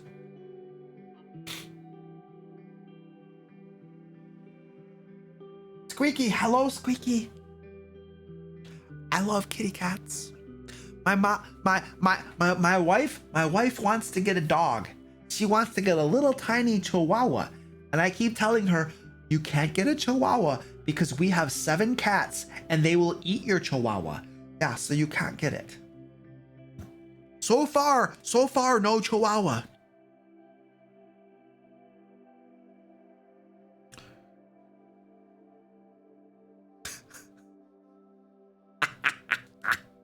That's funny. Chihuahuas aren't dogs. Oh, they're not? Yeah, barbarians can cast speak with animals. Yeah, that's true. What's your opinion on sci-fi elements mixed with swords and sorcery? You mean like gunpowder? I think that's stupid.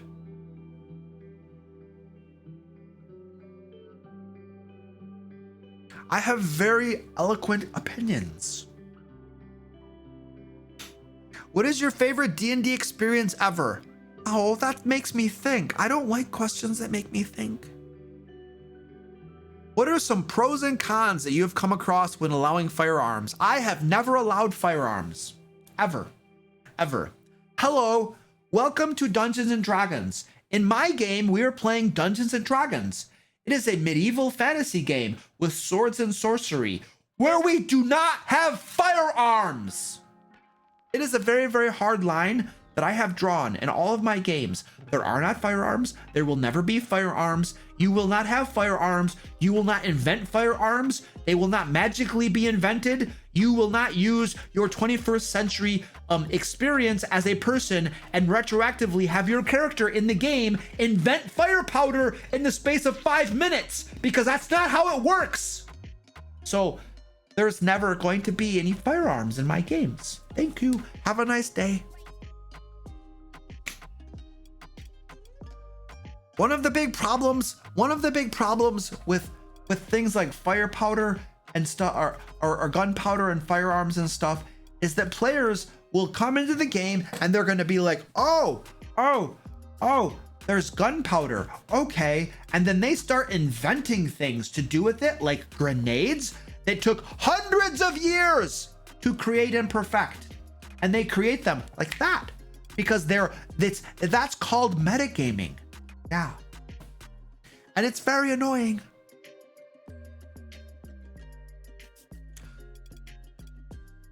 Do you think that characters with amnesia as their backgrounds to be lazy character creation? I would not consider that a background.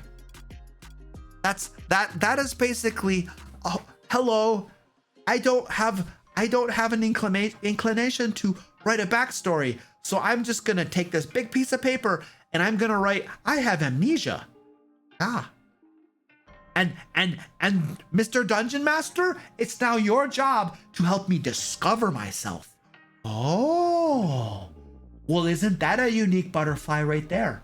I'm gonna make the Dungeon Master do all of the work in writing out my character's backstory and helping me discover who I am. Ooh, what a pretty butterfly. Oh, so you want to have the Dungeon Master do all of the work for you. So the Dungeon Master can spend hours preparing the game for you.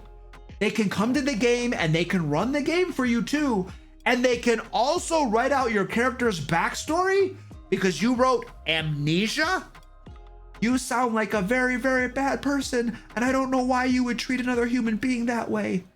So if you have amnesia, then I will not judge you, but I want you to write out your actual backstory. Also, write out your backstory and then say, I have amnesia. But do the work and don't make me do the work because I already do all the work. And lazy freeloaders like you show up to my games, okay, and then I'm doing all the work. Am I getting paid to do the work? No, I'm not getting paid to do the work, okay? So, yeah.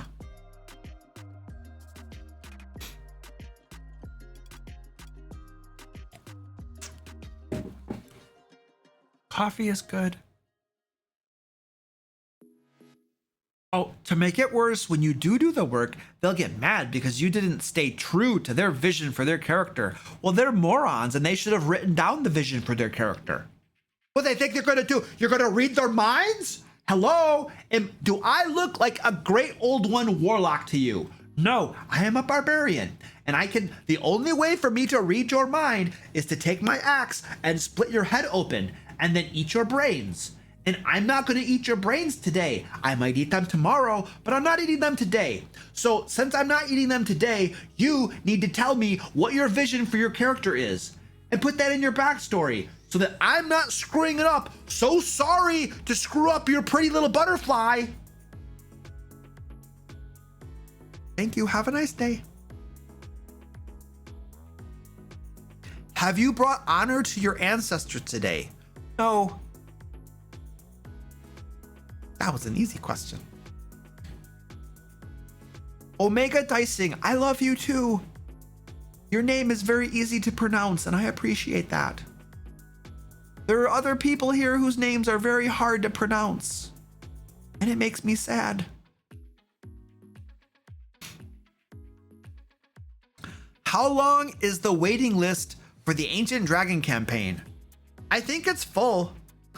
I'm pretty sure the waiting list is full, but you know what we could do? We can go over to the Patreon page. Let's go over to the Patreon page and see how many people are on the waiting list. Just I need to find go to the page. Here's the page.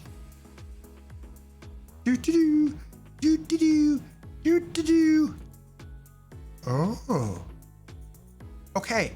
All right. Well, I'm going to show you right here. You can see the Ancient Dragon Reserve, 2 of 5. That means there are currently 3 people waiting to play in the game, and there are 2 spots open to get on the waiting list. Yeah. So the answer to your question is 3. Yeah. Goliath Cleric had to wait 6 months to join. Yeah. That's because people in my games usually keep playing for a while and they don't like to leave. And so you have to wait a long time to play.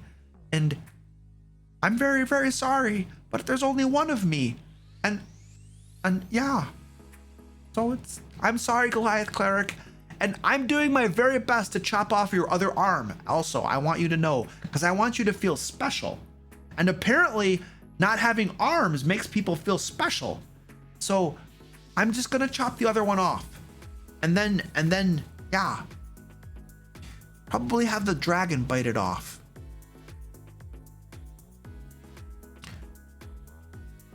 If you weren't a barbarian, what would you be? I would be dead. Because I've taken so much damage, there's no other way I would have survived.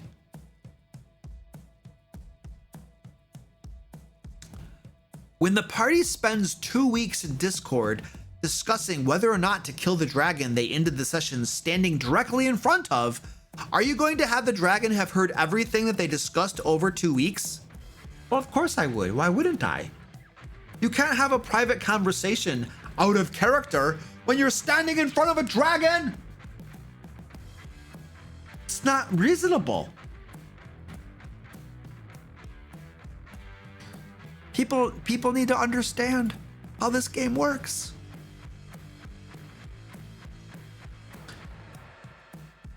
Barbarian, who is your favorite player in Luke's skits? I like the druid. Fat Cat is adorable. Oh, I'm very sorry, but something horrible is gonna happen to the druid. I hate to break your heart. And I would say that my favorite player in the skits is the barbarian, because he is a very special person. He is well spoken, and he is very clever, and he is very handsome, and he is very strong and powerful too. Yeah.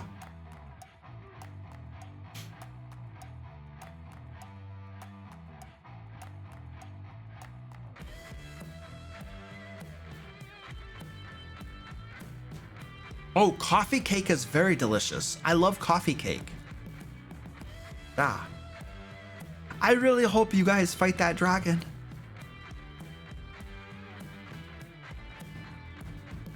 Oh, fighting a dragon. And the dragon isn't even by himself. He has 2 Abishai with him. Oh, you're level 15 party. Wait, are you level 15? What level are you? Oh, you're only level 8? Oh dear. Oh dear. That's not very smart.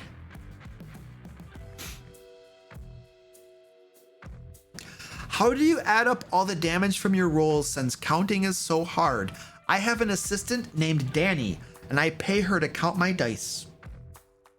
She makes a very good salary counting my dice, too. I have lots of dice. Where do you live when not stealing Luke's house? I live down by the river. I live in a van down by the river.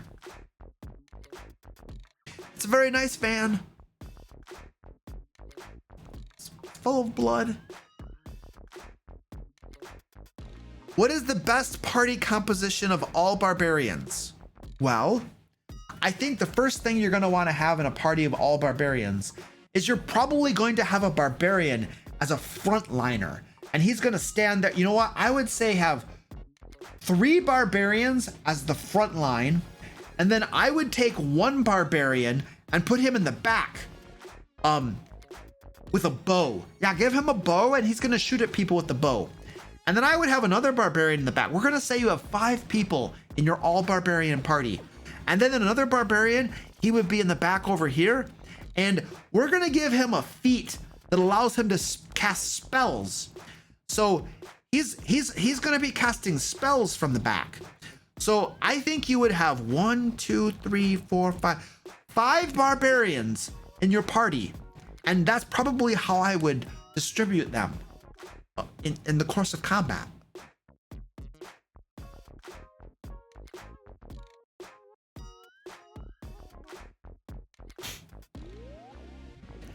Abishai are in Morden Canaans, or the White One in Descent into Avernus. Are you trying to help my player cheat? Why would you do that? You're gonna make him go cheat now. He's gonna go look up Abishai, and he's gonna see how powerful they are. And he won't, but you know what? Here's the thing. He will have no idea that they're actually twice as powerful as the one in the book, because Luke juiced them up. Yeah, he's a bad dungeon master. Yeah. It's a very, very bad idea. But some people never learn.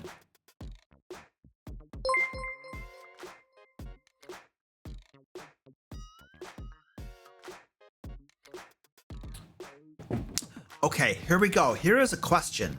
This is a long question. So I have a campaign 16 sessions deep. Got a warlord big bad. Ooh, a warlord. Oh, that's a high CR. I've kept him alive the entire time.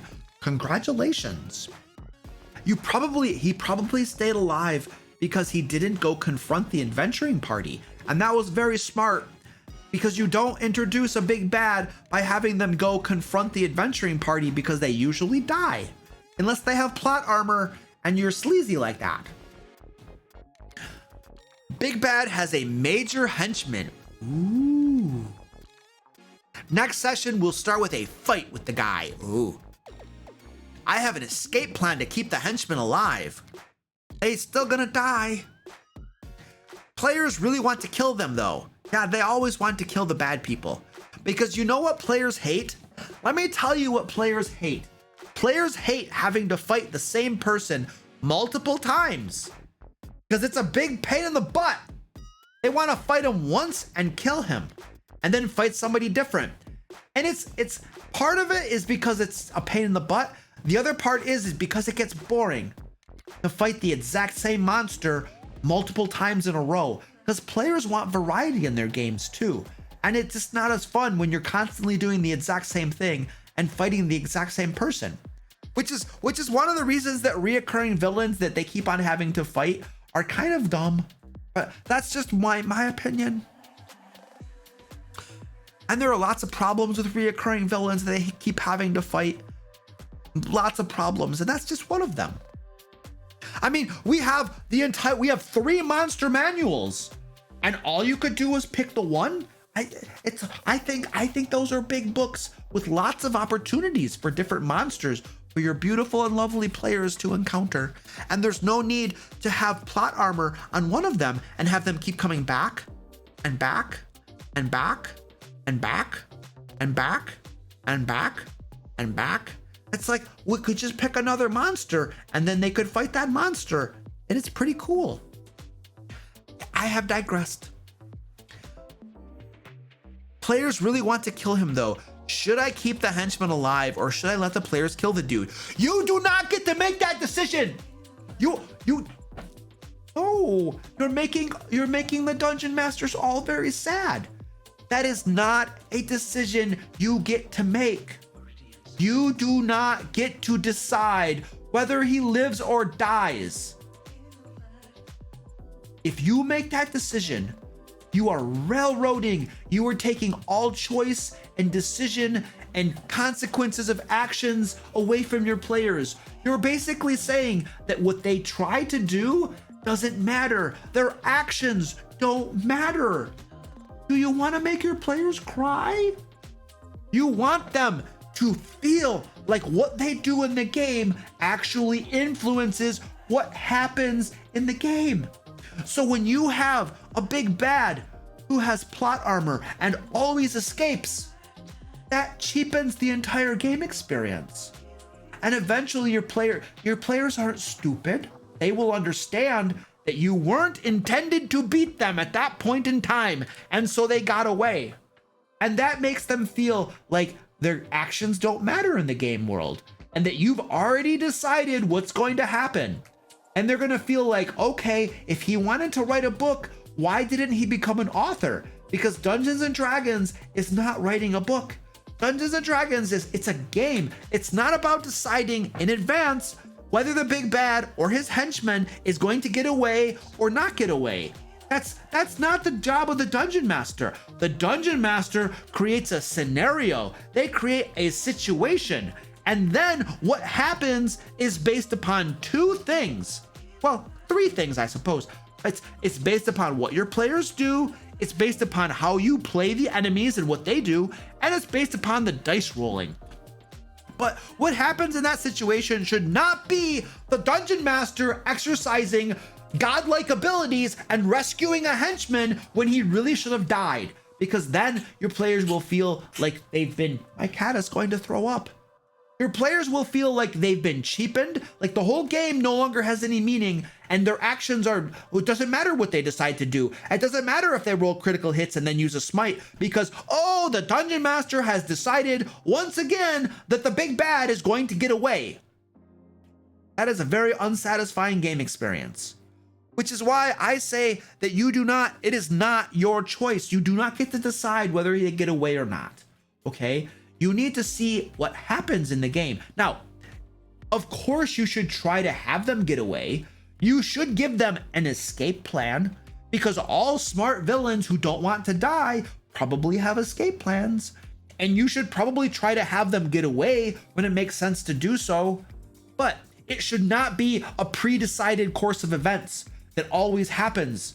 It should be you role-playing the situation and doing your best to get away, but if you don't, you don't. And that's the way that should work. And that's how you run a Dungeons and Dragons game. Yeah.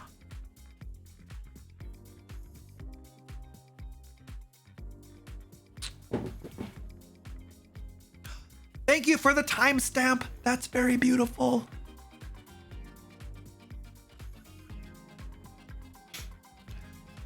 Tasmokhan, hello, how are you doing?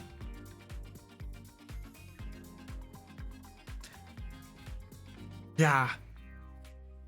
Yes, I agree. Having a plan and executing a plan are two different things. And everybody knows that in Dungeons and Dragons 5th edition, running away is a very bad idea. It's almost always a death sentence unless your dungeon master has homebrew rules for running away. Running away is a very bad idea. You almost always die. Yeah, it's very, very bad.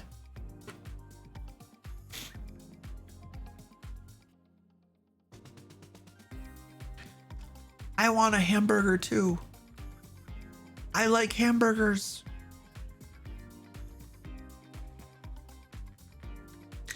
What is the better lockpick? Your axe or the bottom of your boot? The rogue's head when I throw him through the door because he was not able to pick the lock. I choose door B. No, C. No, number 3. Number 3! Ooh. Oh, I need coffee. I still have a little bit. There's still a little bit of coffee here.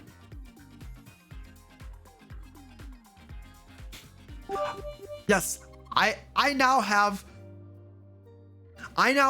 a big bad who has gotten away twice now from my players because he can cast lots of teleportation spells, and my players have not actually resolved a way to stop him from getting away. Yeah, they keep on fighting him, and he keeps on they fought this guy twice now, and he keeps teleporting away. So it's okay to have your big bads get away, but it needs to be legitimate. That's all. By the way, Tazmokhan, thank you for the 5,000 bits. I really appreciate that. I think that's so let me see. I think that's equivalent to $50, and then Twitch is gonna take half of it because they are a large greedy corporate entity, and that gives me $25. And then the government is going to take 40% of that because they are a large greedy entity as well. That's going to leave me with about $15, and I can buy a hamburger. I'm going to get a big hamburger. I'm going to take my wife to Five Guys, and I'm going to buy a hamburger, and I'm going to eat it. Yeah, it's going to be delicious. Thank you for buying me a hamburger. I love you. Thank you very much. Beautiful.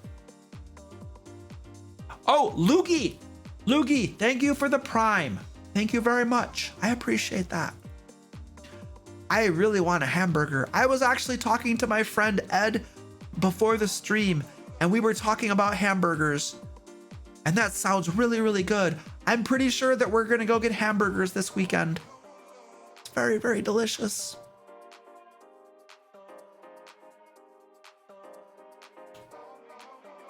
So considering your thoughts on fire powder and stuff, does that mean you don't allow artificers? Well, here's the thing. Artificers don't use gunpowder. Artificers use magic, and their firearms are magic, and their hand cannons are magic, and the things they create are magic. I have no problems at all with magic in a game that has magic. So no, I have no problems whatsoever with the Artificer. In fact, I was reading the Artificer. It was very, very hard, lots of words, but it's a very cool class. I thought it was really, really cool. And I would probably want to play an Artificer if I were ever a player. The problem is that I'm not a very good player, and Dungeon Masters are all very mean to me, and they make me cry, which is why I'm almost never a player.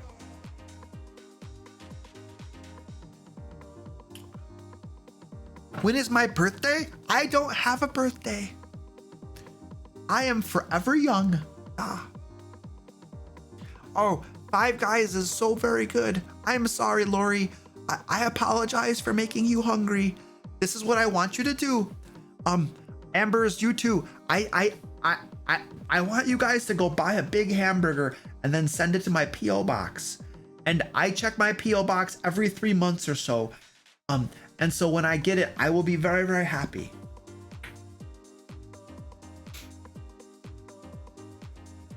Why do DMs make me cry? Well, I don't know. Oh, you sent me a hamburger, Goliath Cleric? When did you send it? Well, you don't have to. You can go to Five Guys in your PJs. You don't have to put pants on. You can just go there how you are. Ah, it's just how God created you. There's nothing wrong with that. Squeaky is very happy. Aside from the druid, who are you plotting to kill? I am not going to reveal my master plan. That was very clever of you to try to get me to squeal, but I'm not going to do that. Barbarian, are you a member of the Cult of Orange? I don't know what the Cult of Orange is. I just know that things that are orange taste very, very good, especially with barbecue sauce on them. Are you going on a rescue mission for Gary? No, it's against the corporate handbook.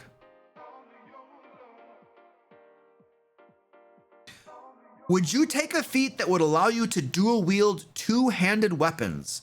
The feat would require a strength of 20 and only accessible barbarians. No, that sounds like an overpowered piece of crap that was homebrewed by somebody and should not be allowed in the game. I would say no to that. That's a hard no. If you had to pick one of your party members to be stuck on an island with, which one and why? I would pick the barbarian because the barbarian is a very friendly person and he is very handsome and he's very strong and he could probably break coconuts open for me and then feed them to me. Yeah. I pick barbarian. Is Gary okay? I don't think Gary's okay. I think the rogue has done some stabby on Gary.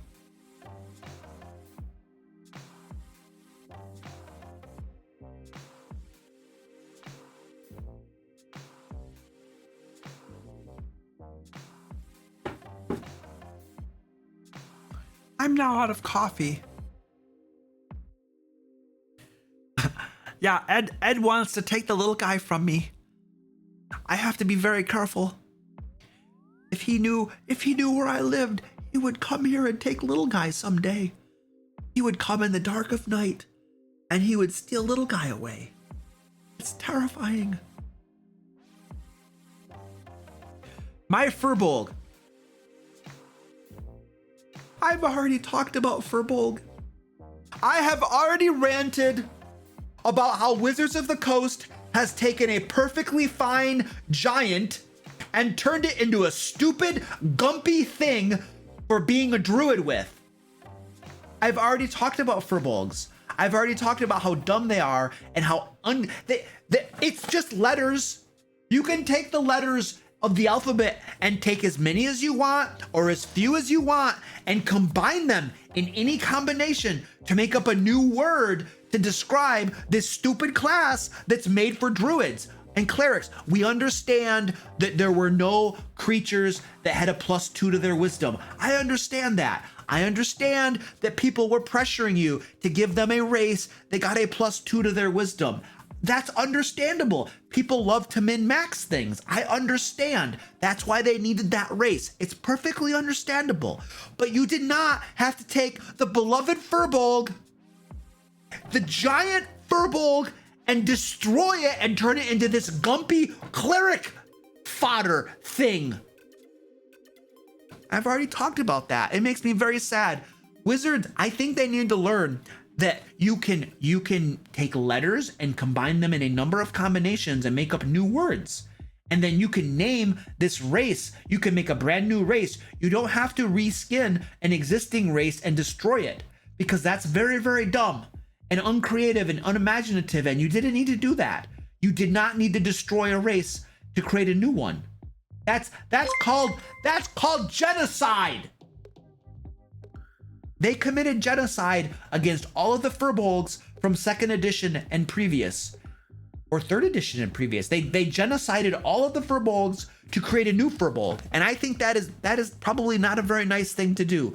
They're guilty of genocide. That's what they are. I don't like them anymore. It's very bad. Why would you play a furbolg?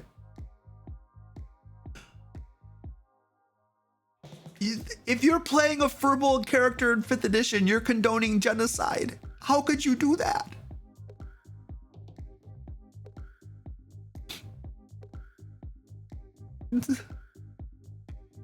I'm gonna show you something.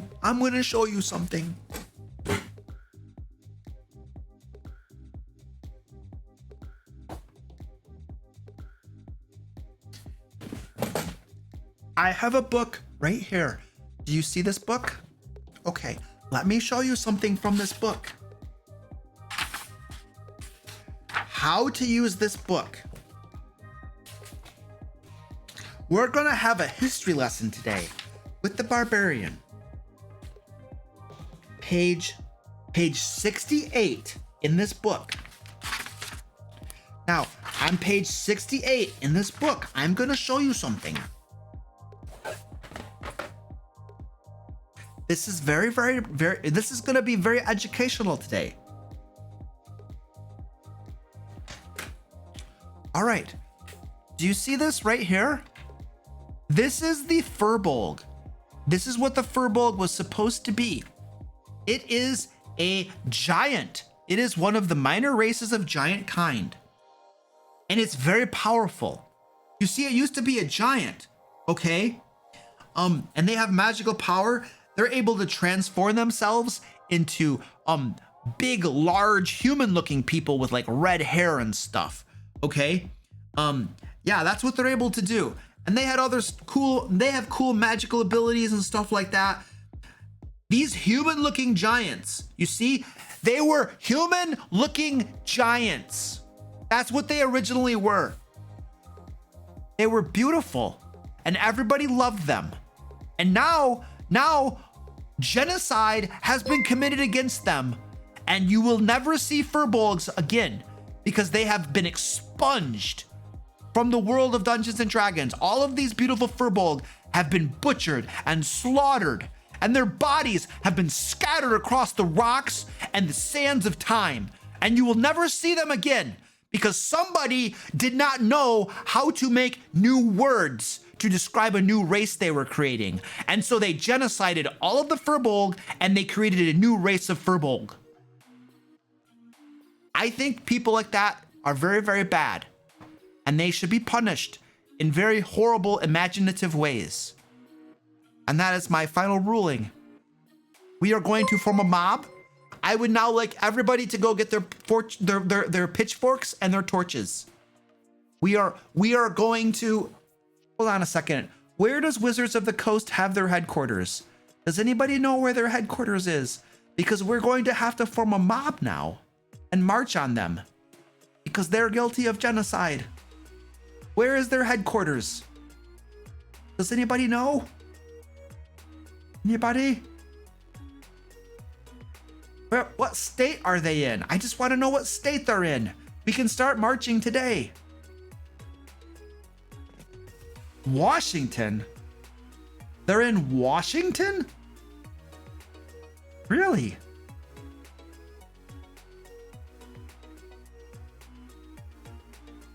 Washington, I don't know if I want to go to Washington. That sounds dangerous. Isn't there like unchecked rioting in Washington? Where they're just allowed to burn everything down? Where there's no law? I don't think I want to go there. That sounds very dangerous. California?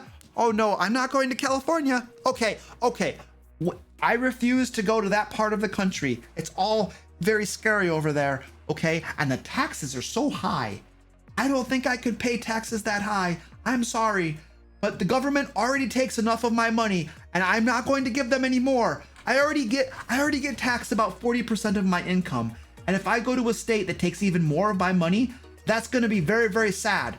Okay, you know, there was a tea tax at one time, and there was a revolution over how much was it? It was like just a little tiny bit, like 2%. It was just this tiny bit.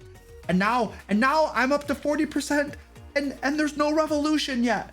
And it's very, very terrifying. So we are now dispersing the mob. Put your pitchforks and your torches back in the closets.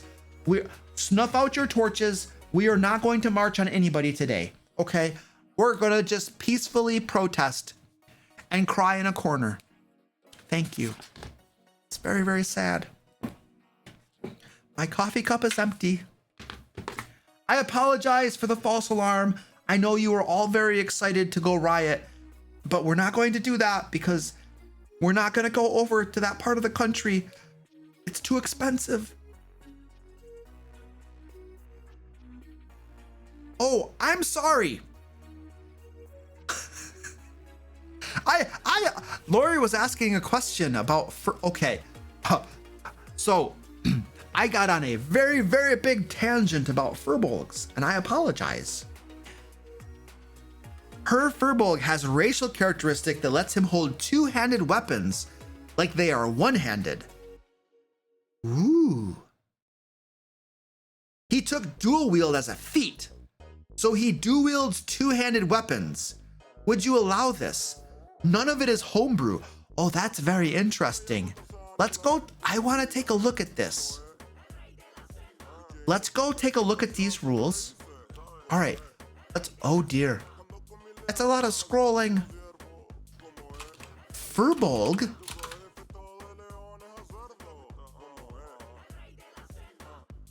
So Furbolgs are able to.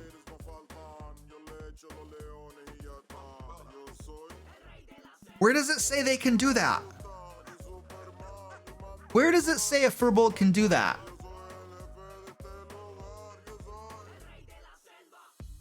I don't know where it says Furbolg can use a two-handed weapon in one hand. Where are the rules for that? I don't see them here. I don't see those rules. Somebody needs to tell me where those rules. Monkey grip is not in 5th edition rules. The question specifically said none of it was homebrew. So I'm looking for non-homebrew stuff.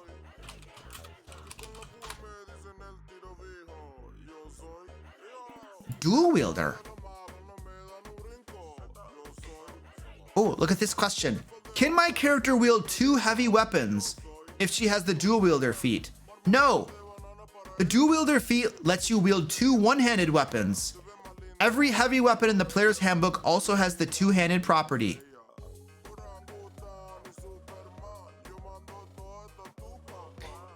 You can use a 2-weapon fighting even when the one-handed melee weapons you are wielding aren't light. It literally says they have to be one-handed. I make it bigger. It literally says one-handed melee weapons. They have to be one-handed. And two-handed weapons are not one-handed.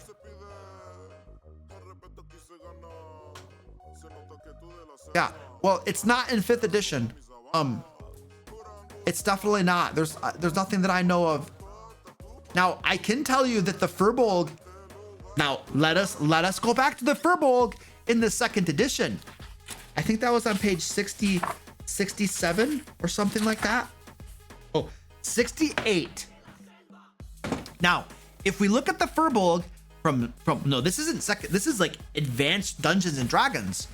If we look at the Furbolg in Advanced Dungeons and Dragons, it says here, all Furbolg are very large, so when they use their preferred human-made weapons with just one hand and their own with 1 or 2 hands, where did it say that? It said something about being able to hold them in with one hand or something. I thought it said that. Oh. Yeah, that's basically what it says right here. It says they prefer 2-handed swords and great halberds as weapons. All Furbolg weapons are very large, so they use their preferred human-made weapons with just one hand.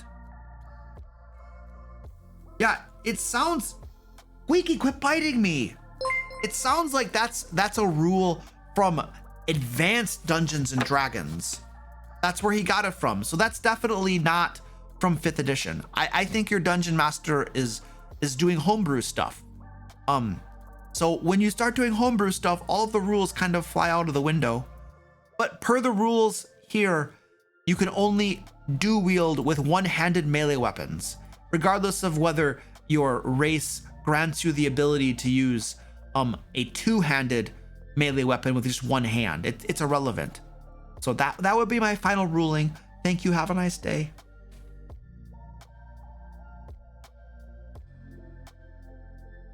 I need to go take a break. I think we need to do a cat trip. It's time to do a cat trip.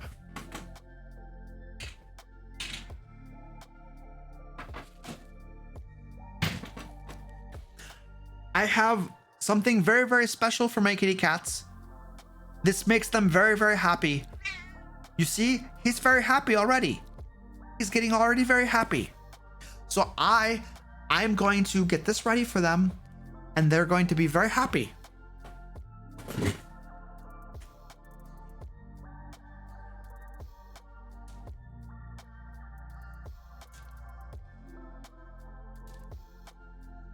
I can't find their thing. I got the banana. I got the banana. But I don't have the other toy. I know, Squeaky. I know.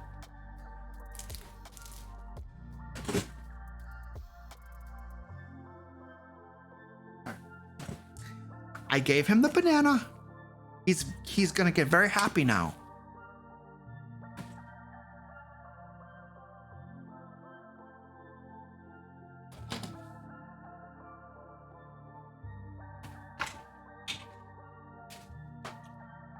Okay, now I'm gonna get more coffee and take a bio break. You just watch Squeaky be a good little boy.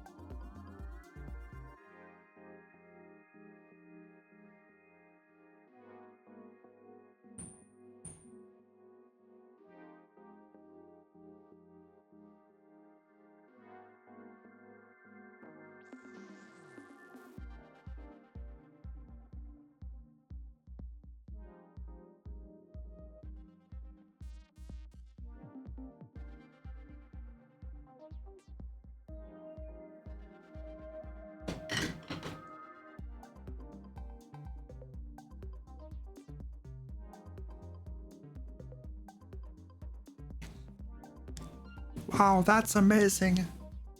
Mommy is so adorable. She's like the most adorable little kitty cat in the entire world. Oh, by the way, thank you for the raid, Sable Aradia. I really appreciate that. It's little guy. Hello, little guy. Little guy came to get some catnip. Little guy is getting some catnip with mommy. They're going to be very happy together. Yeah. Little guy is mine.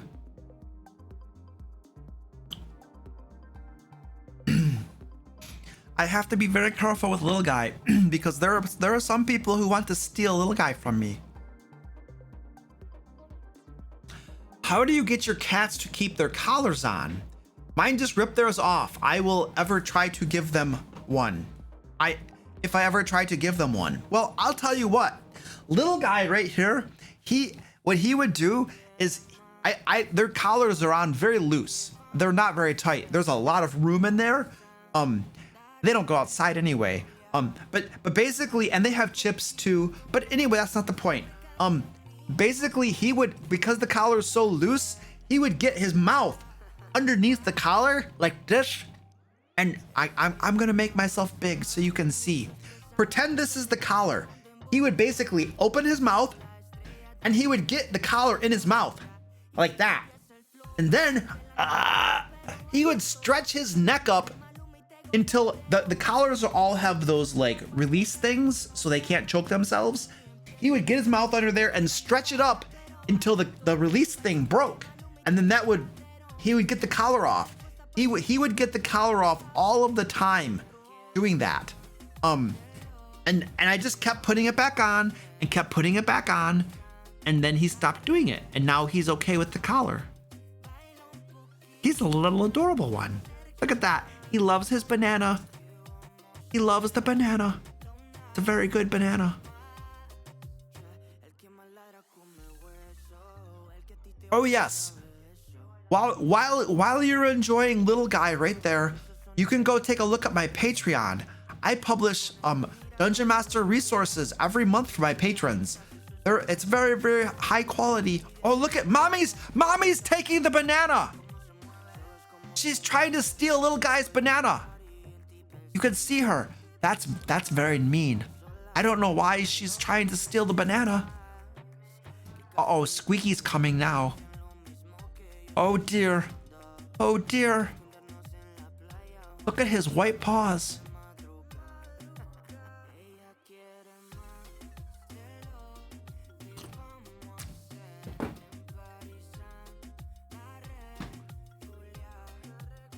All right, let's keep answering questions. I got the coffee. Tea or coffee? I like both, but coffee is easier to make, so I usually just make coffee. Would Goliaths, as they are now, more like a furbolg from older editions? No, Goliaths don't resemble furbolgs from older editions whatsoever, in my opinion.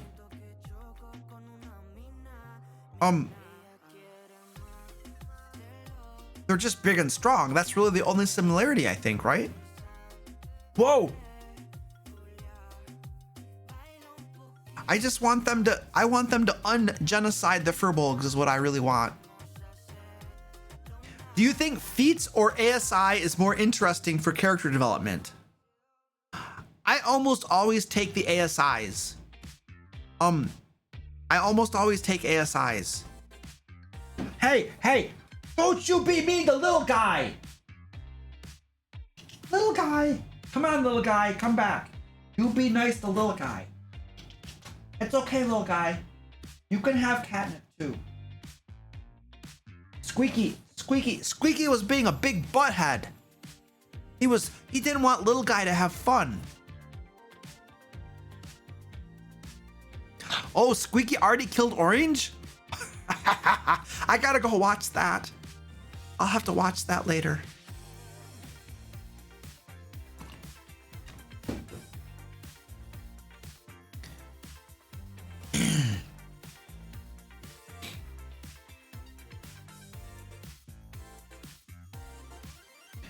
Dear Barbarian, how does running away work officially according to 5th edition?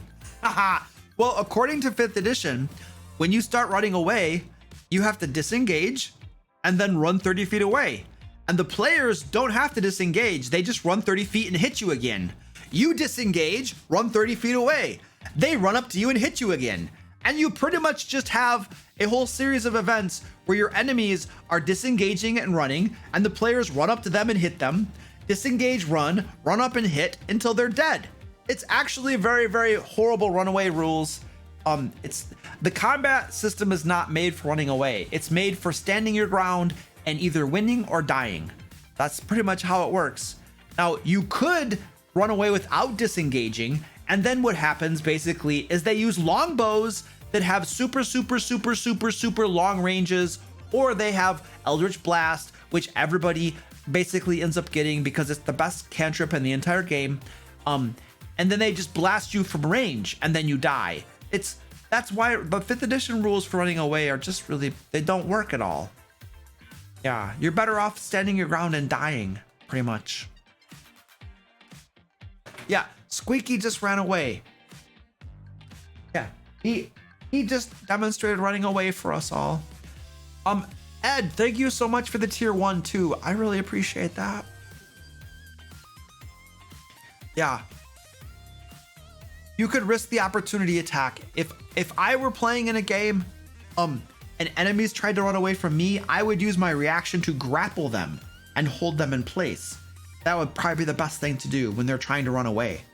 Because when enemies run away, you know what they're doing. They're getting reinforcements. They're telling the rest of the dungeon that you're there. Enemies running away is very, very, very, very bad. You don't want them running away. It's not good.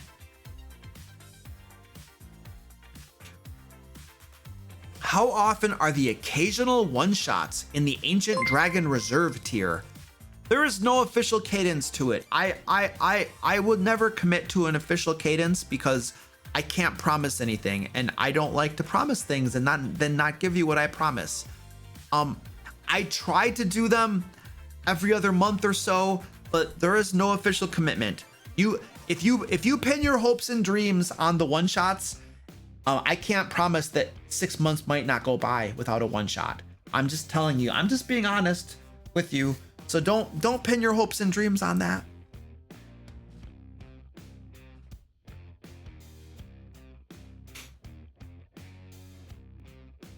Can you make the grapple action as an opportunity attack? I have ruled in the games that I run that yes, you can. You can pretty much do anything with your opportunity attack that you would normally be able to do with your normal attack. It's not casting spells and stuff, not that sort of thing. But anything that pretty much involves the use of your hands. Like if I can swing a sword at you, I should be able to reach out and try to grab you, you know? So that's kind of my ruling. Not casting spells though, because that's actually a feat. That's called Warcaster, I think.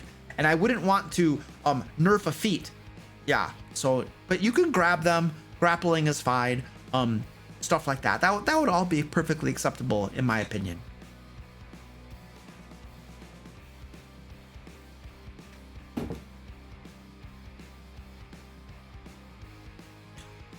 What is your least favorite thing that you have had to do as an adventurer?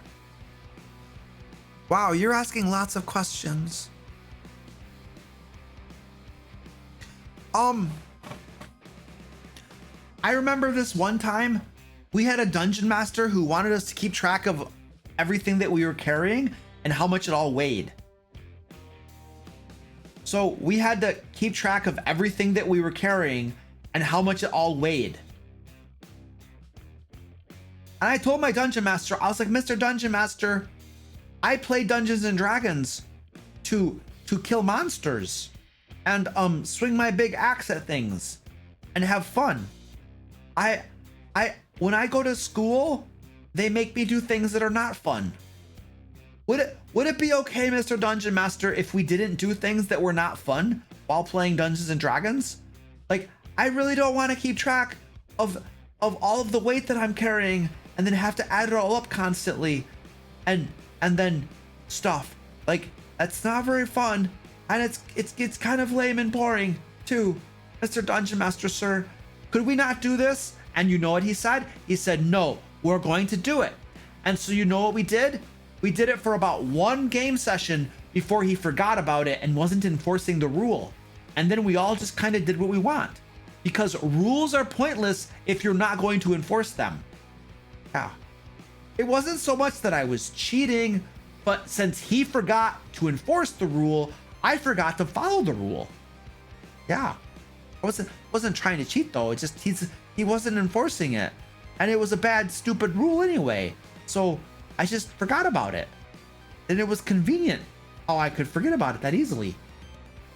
Yeah, it was pretty fun.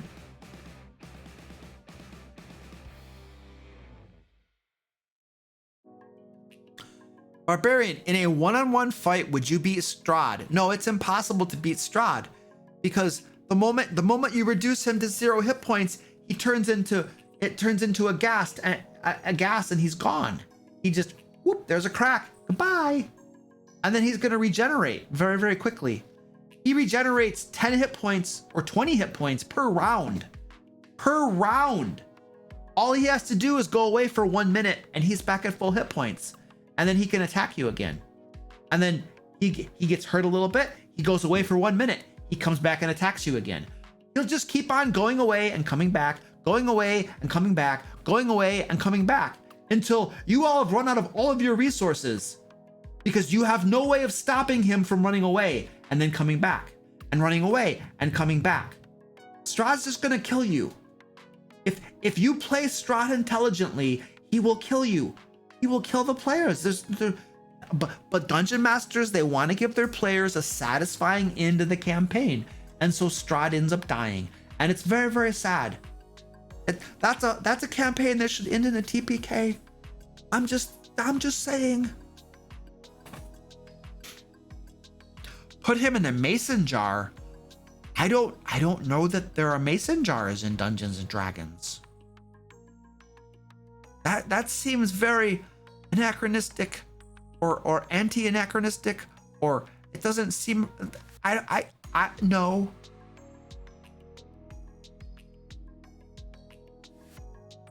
Bad things go in jars? Yeah, they probably do. Is it a bad idea to have Paranoid Spellcaster use the clone spell or something similar to have a reoccurring villain then? Look, here's the thing. I don't know why Dungeon Masters love reoccurring villains. I really don't understand it. I just don't get it. Why is a reoccurring villain even a thing? Like, why do we care that much about reoccurring villains? Why do we think that reoccurring villains are such a great thing? Like, why do we strive so much for reoccurring villains? Why? I don't understand the appeal. Like, if I run a monster once, I get bored. I want to run a different monster. I want to make a new villain. It's like, that's why I'm a dungeon master.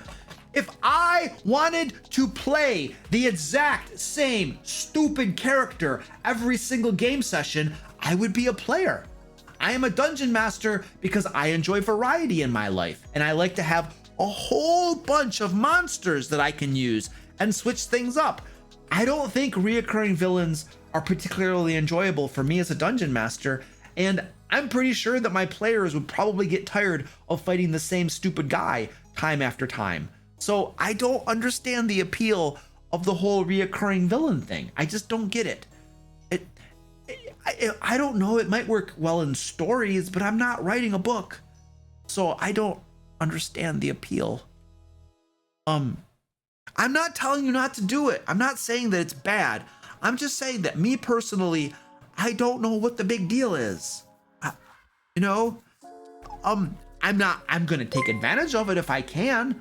Like, I have a villain that keeps on getting away, but it's not because I'm really trying to have a reoccurring villain. That's not my point. The reason he keeps on getting away is that my players can't stop him. And villains are not going to just die for funs and kicks and jollies. They're going to try to get away if they can.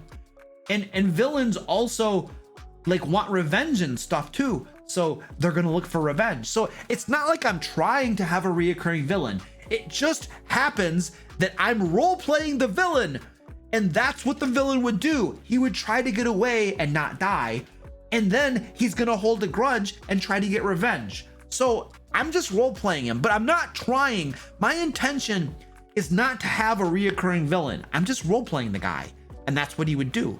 So it's what my character would do. Yeah.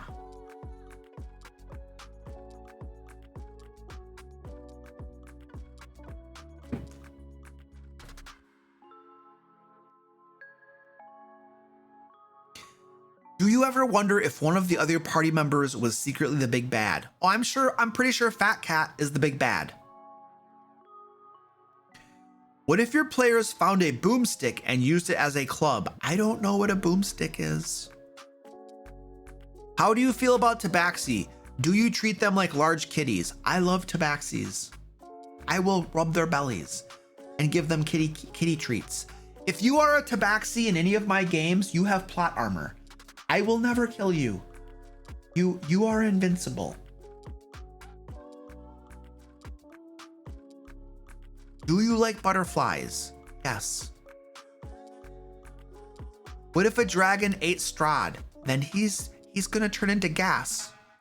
And he's gonna slip out the dragon's place and come back later. Did the same DM make those with bows have to keep track of regular arrows? I don't remember. He was not a very good dungeon master, and I'm pretty sure I've repressed lots of my memories from those from that horrible time in my life.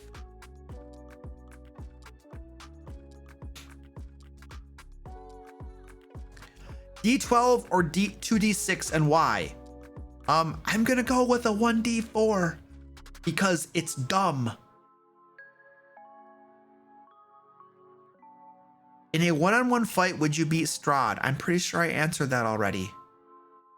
When is your birthday so we can spam Luke with happy birthday barbarian messages? No. If you could fight any monster, what would it be and why?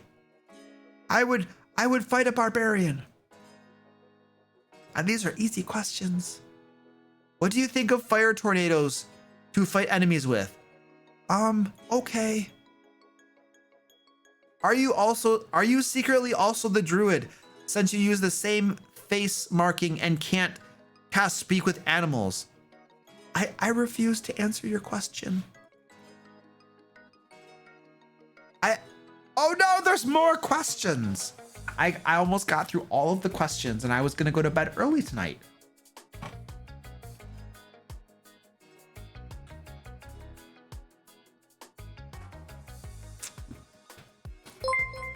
Okay, I think it's time for us to do something very, very special.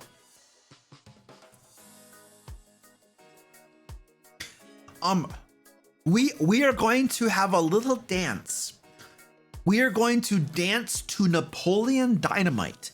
Now, this is one of my most favoritist dances in the whole world. I just have to get it up on YouTube because I don't have it memorized. So just give me a hot second. Napoleon Dynamite dance. There we go. It knows that I've watched this dance a whole lot. All right, here we go. I gotta turn the music off because that's copyrighted. All right. All right, are you guys ready for the dance? This is Penguin Butt's dance. This is Penguin Butt. This dance is dedicated to you because you are a penguin butt.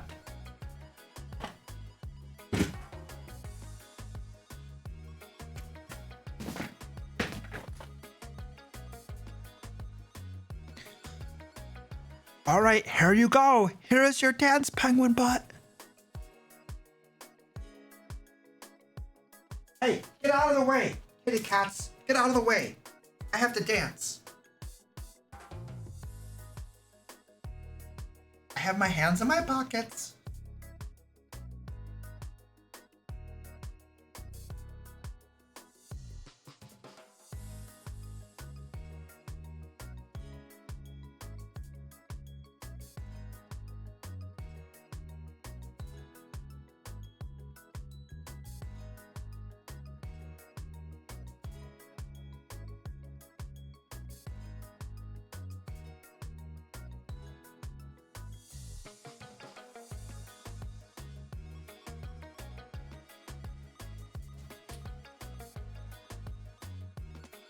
Oh yeah.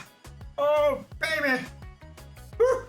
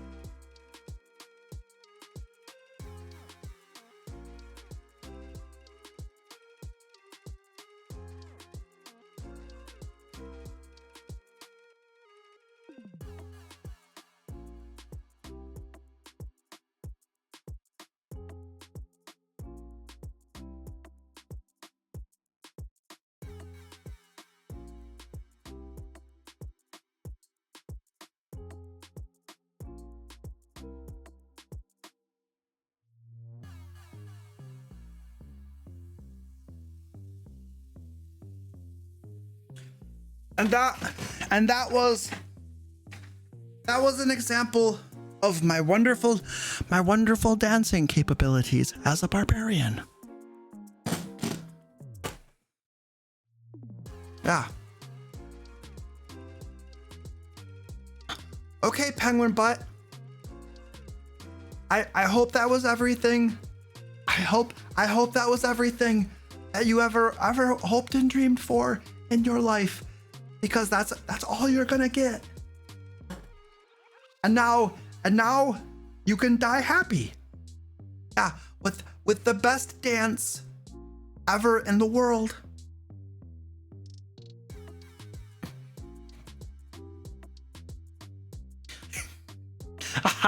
That's funny. Oh, look at the kitty cat. Ooh, Squirty Pie is getting happy. Don't be mean to Squirty Pie. You're a big butthead. Don't look at me. You're a bad kitty. Squirty Pie got attacked. She got attacked. It's okay, Squirty Pie. You can have catnip. Yeah, I'll have some catnip. Yeah, look how mean Squeaky is. Yeah, he's just attacking people. It's a very, very bad kitty.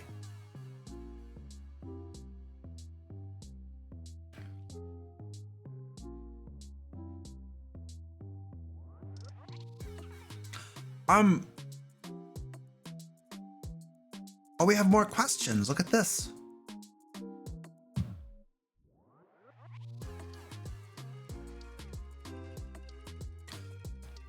What is your opinion on the statement? A competent adventurer will bring enough mundane ammunition, such as that for a bow or crossbow, for an adventure, and so there is no real need to track ammunition for such weapons. It's actually pretty stupid. Have you ever carried around a quiver of arrows before? Maybe. Now let me ask you this. Have you ever carried around a quiver of war arrows? Thick arrows that are designed to be shot and penetrate armor and stuff? You haven't, have you? You try carrying, oh, here he goes again. There he goes. He's being a jerk again.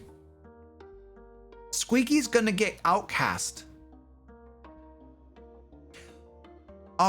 Quivers of arrows are very cumbersome to carry around. They're big pains in the butts to carry around. If you move just wrong, they start falling out and stuff.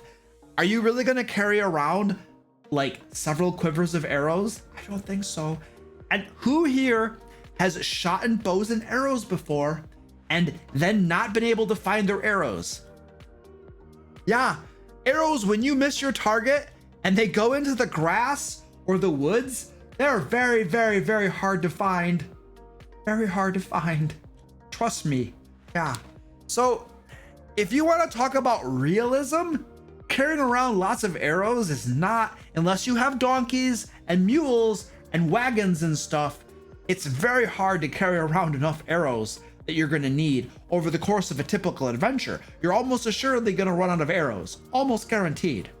Yeah. So it's not realistic at all.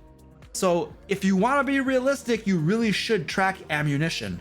That's like the one downfall of ranged attacks, you know, is you have to have ammunition. And when you run out, you're screwed. Yeah. So there you go. All of that said, I don't track ammunition in my games because it's not fun. Because I don't play Dungeons and Dragons for realism. I play Dungeons and Dragons to have fun. I live in realism every single day of my life, and it's not that fun. And so Dungeons and Dragons needs to be fun.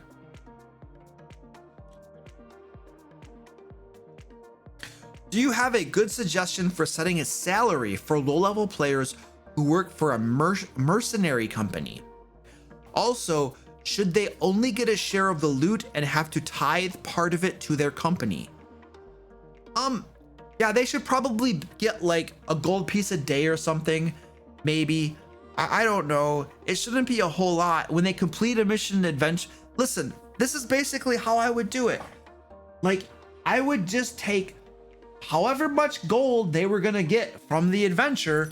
You end up getting that dispersed out through their salary and through the gold that they actually get from the adventure. And should they have to tithe part of it back to the mercenary company? I don't know. It depends on how you set up your mercenary company. That might be part of the agreement, or it might not be. It just depends on what the goals are, you know, like, and why they were sent off on a mission or a quest. Was the mission request to bring back the gold, or was it to go kill somebody? If it's just to go kill somebody and there's loot along the way, then I don't know.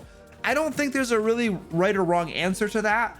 I would basically design your system for rewarding the mercenary characters with the amount of gold that they would have gotten anyway if they had just gone on adventures. And that just makes your life easier.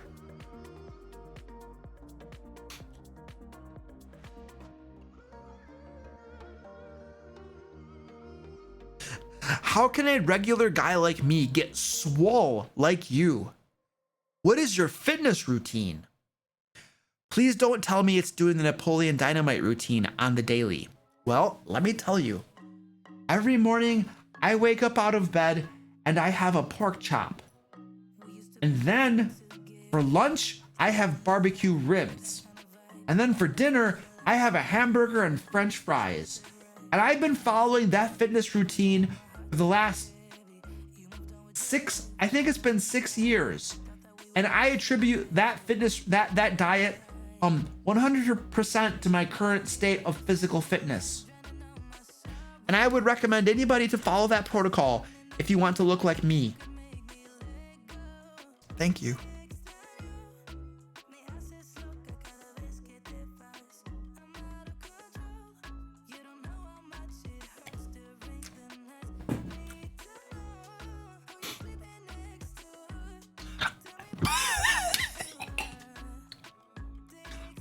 I almost died on stream in a very unheroic way. You never want to die by choking. It's very, very bad. Barbecue ribs for lunch. Goliath Cleric is mocking my ribs for lunch. He says, I prefer having a rack of ribs at breakfast with sunny side up eggs. Goliath Cleric, that is also a very acceptable way of becoming swole. Yes, very acceptable. Is there a problem? I'm in the middle of something right now. So I would support that way of getting swole as well. Thank you.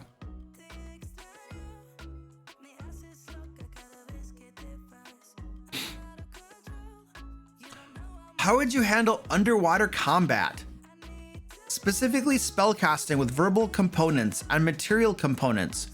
whose form is physically altered by water. I don't do anything special for underwater combat. If you can breathe underwater, then you can cast spells underwater.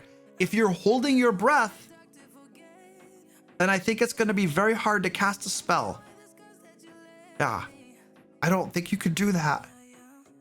But I don't know. Again, I think it goes back to the whole question about realism, you know, and am I going to like prioritize realism over just playing the game or not? So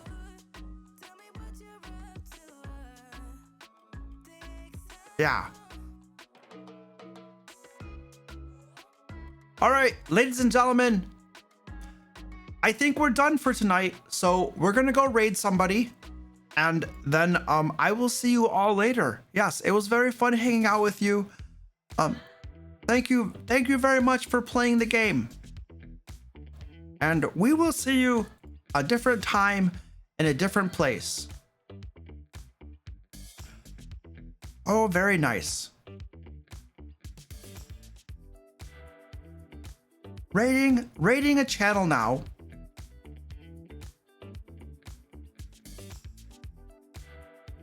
All right, bye people. Go get in the raid. I will see you later. This has been very fun, and you've all been very, very kind to me, and I have enjoyed being a guest here on this wonderful, beautiful live stream. So go raid these people now and have a beautiful, wonderful night. Bye now. It's been very, very, very nice. Ah.